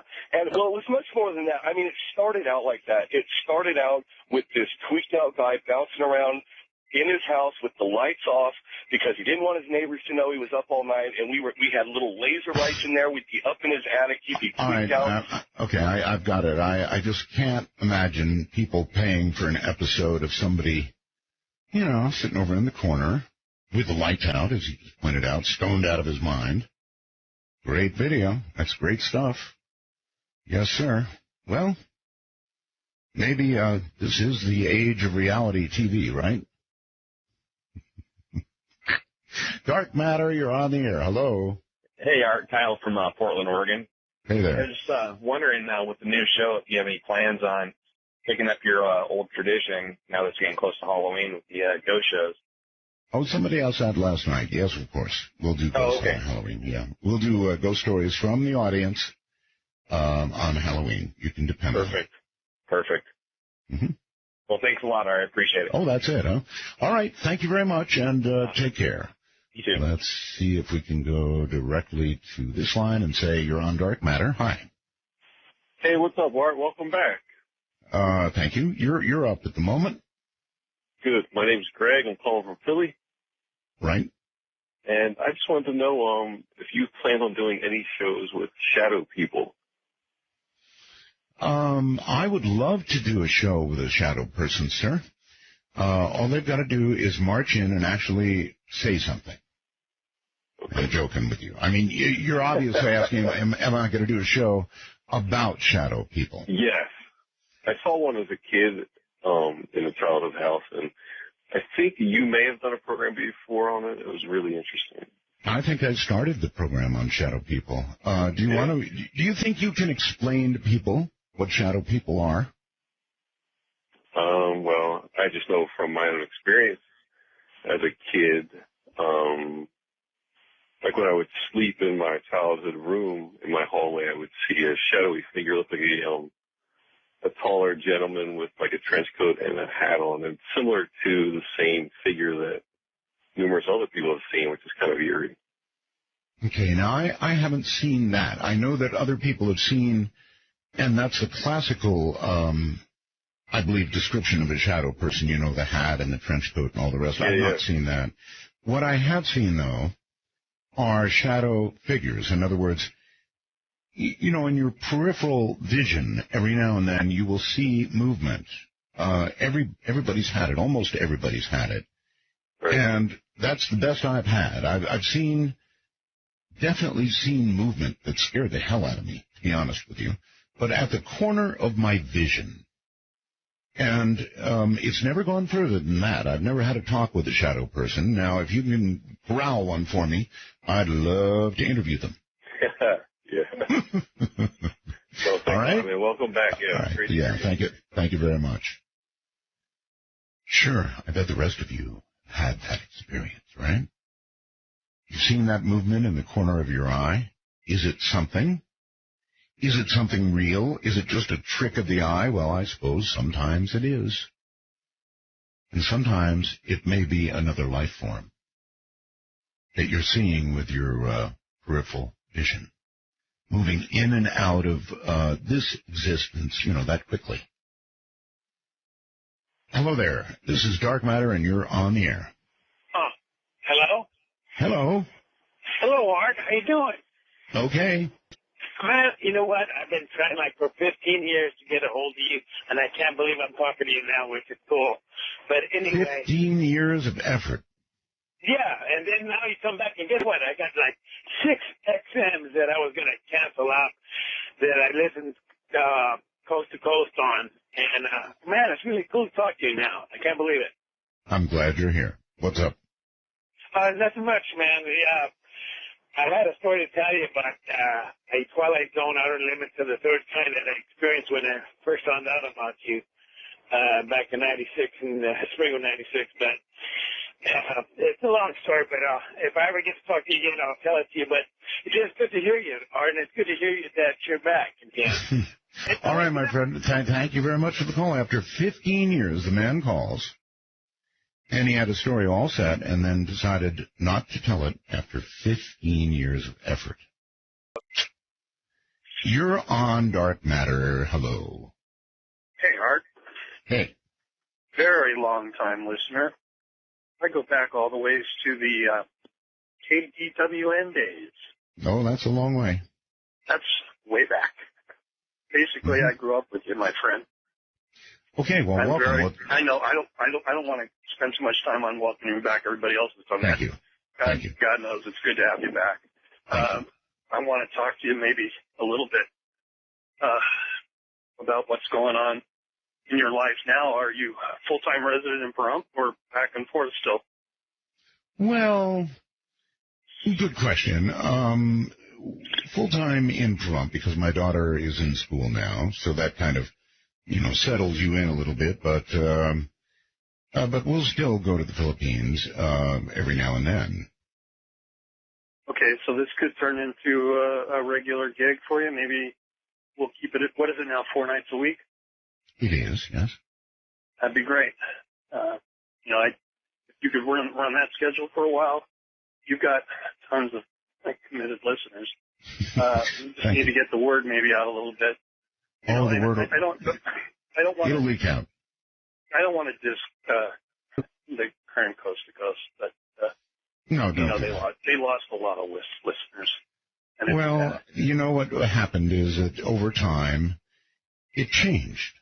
It sort of, you know, I might suggest it lost focus a little bit and changed. No, well, of course it changed, and the big change was you. And the style, it wasn't your style anymore. I don't care what wacky guests you had on all those years. You were never afraid to confront them. You were never afraid to ask them the real questions. And you never sugarcoated it or, you know, fed them softballs. I mean, yeah, I try not to do any of that. Yeah, I don't like sugarcoating. I like to get right to the heart of the matter, whatever the matter is, and just do it. You know, and I mean, and if it's, you gave everybody their chance and everybody could say their speak, but if it was something that was completely whack, you weren't afraid to call them on it.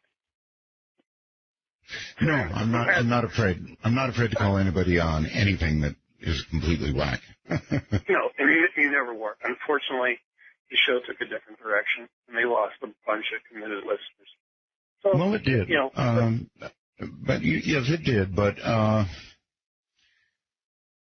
on the other hand, the host who takes over has the right to take the show in any direction he or she wishes. It's their show. Now, yes, the show took a different direction. You know what? I don't really want to comment much more on that, but I think you all are sort of with me and understand, right? Dark Matter, you're on the air. Dittos, Art. Dean from Kalamazoo, Michigan. I wonder if we could steal that from Rush. Why not? Maybe there's no other answer. Dittos would work. I was trying to save time. I hate to ask, but what kind of phone are you on? I'm sorry, a Samsung smartphone. Not so smart. It's terrible. Terrible. I know. It's all I had available. Sounds like you're on a speakerphone that's on the other side of the bathroom.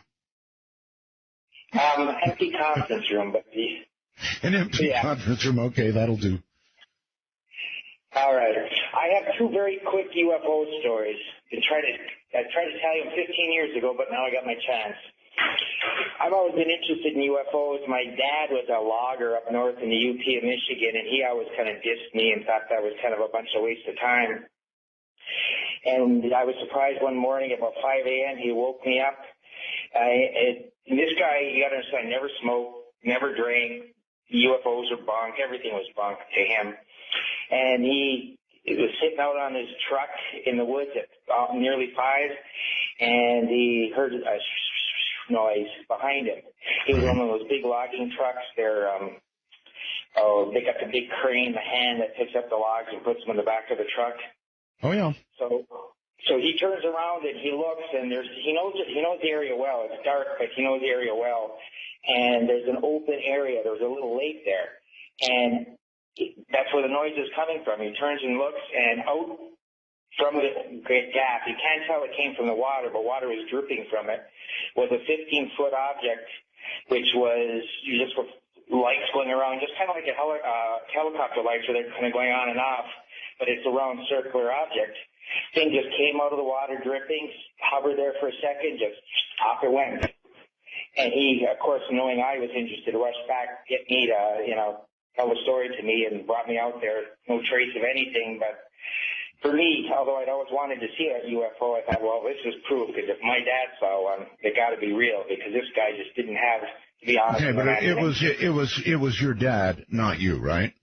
It was my dad. That is yeah. Okay. Well, all right. Here's the deal, folks. I appreciate the story, but it was secondhand.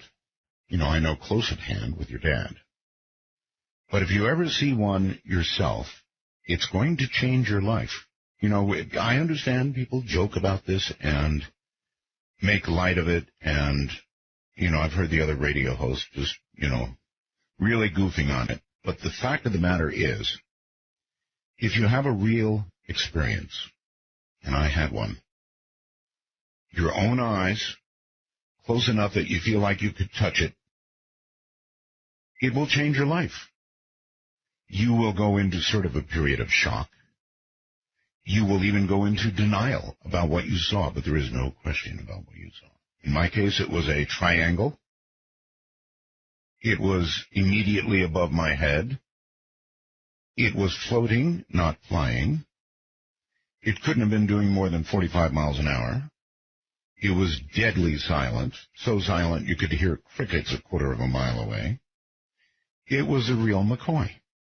And once you have seen this, you can't go back. So I appreciate the story, but I appreciate first-person stories more. They're very impactful. Hearing stories about my brother who saw one or my dad who saw one, while interesting, not quite the same. Dark Matter, and you're on the air. Hey, Art, this is Blair in Sedona. Hey there. I was listening to a show you did with Dr. Stephen Greer back in 2004 when you had the ABC film cameras in. Remember that Peter Jennings? Yeah. Yes, of course I remember. Yeah, and then you played a metallic-sounding man's voice that says, "Don't mess into government matters," too. And no, I didn't. No, I didn't. Just so you know, I didn't play any voice. Well, no, you played a recording that Dr. Greer had sent you that was on his phone. Okay, gotcha. Yeah, he's been threatened. People who deal in this kind of thing get threatened. It's the truth. A lot of people scoff at it, don't believe it, but it's true. Well, now, how long ago was it that we had this rash of microbiologists being killed? I got up to about 500 of them. Remember that part? I'm not sure if it was 500, but it was a lot. It was a lot. So here, so they're telling, I'm using the word they, microbiologists, you take notice. Now, your life is at risk unless you don't play ball, and now they're doing this with the disclosure, folks. So it sounds to me like they want to have a population reduction, mass one, before this will be released. What do you think, Art? I think they want to have an information reduction. Oh, the other direction. So we're going into de-evolution then, huh?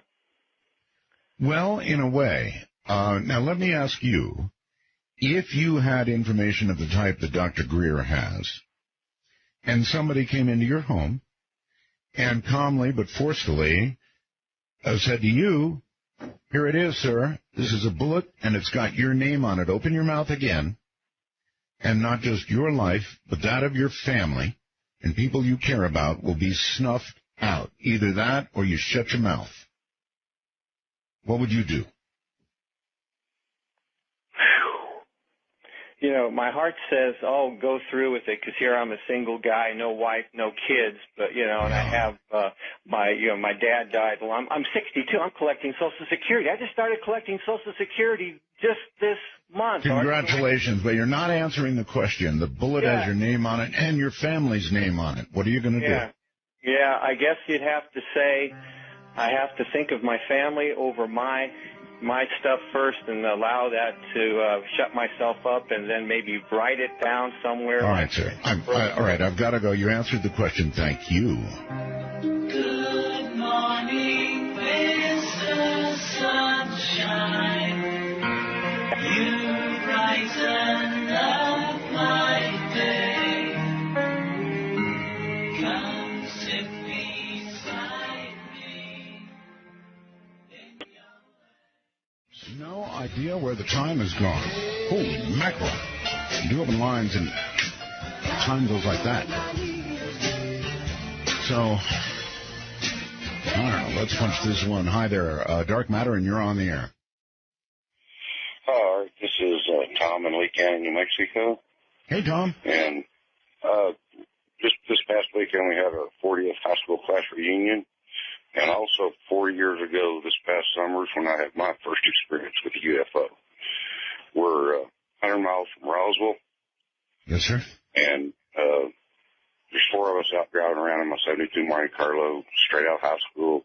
We go out to a cemetery to look at this saying on this tombstone, "Where I am now, you shall be," was the end of the saying. But anyway, we're driving back to the highway. We see some stars out in the distance, or the guys in the car did. And they said, "Hey, those stars are moving." And I said, "Nah, they're not." And I kept driving down the road. I got to looking, and they were sitting up there doing the zigzag thing. So we drove on across the highway, pulled over, and sure enough, one of them stayed out there and started zigzagging. One of them came right up on us, went across the road, went back over, scared the other guys. They all ran back and got in the car. I stood out there.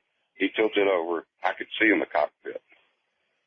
And now that I've watched a lot of Discovery Channel. And what was the shape of this thing? You said cockpit. What was the shape? It was a disc. A disc with a glass cockpit on top. On top, okay. And, and I've told people about this before, like I said, it happened 4 years ago.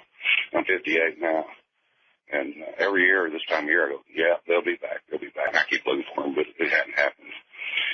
Anyway, I was in my mechanics getting a fuel pump put in my pickup not long ago, and was telling him about it. He said, you know, that rancher out there on the Arkansas Junction said he used to have mutilated cattle out there.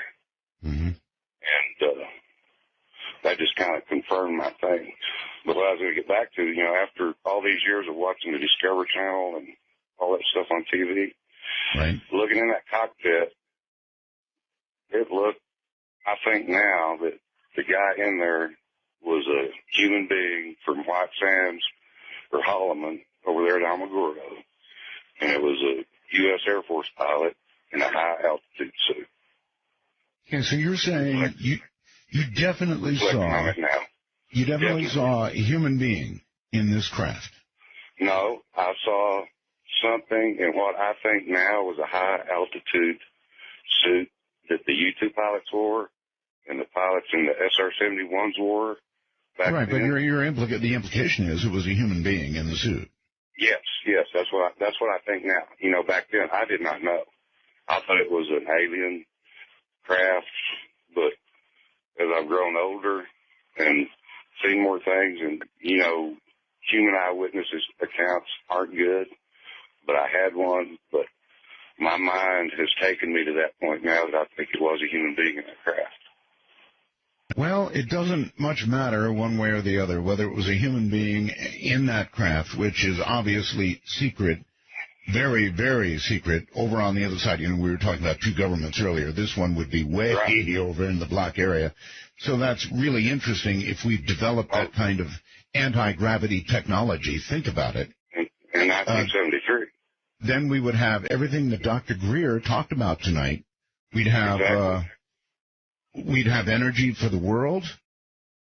That means that they've really got it. They're really holding it. And so everything Dr. Greer said was true.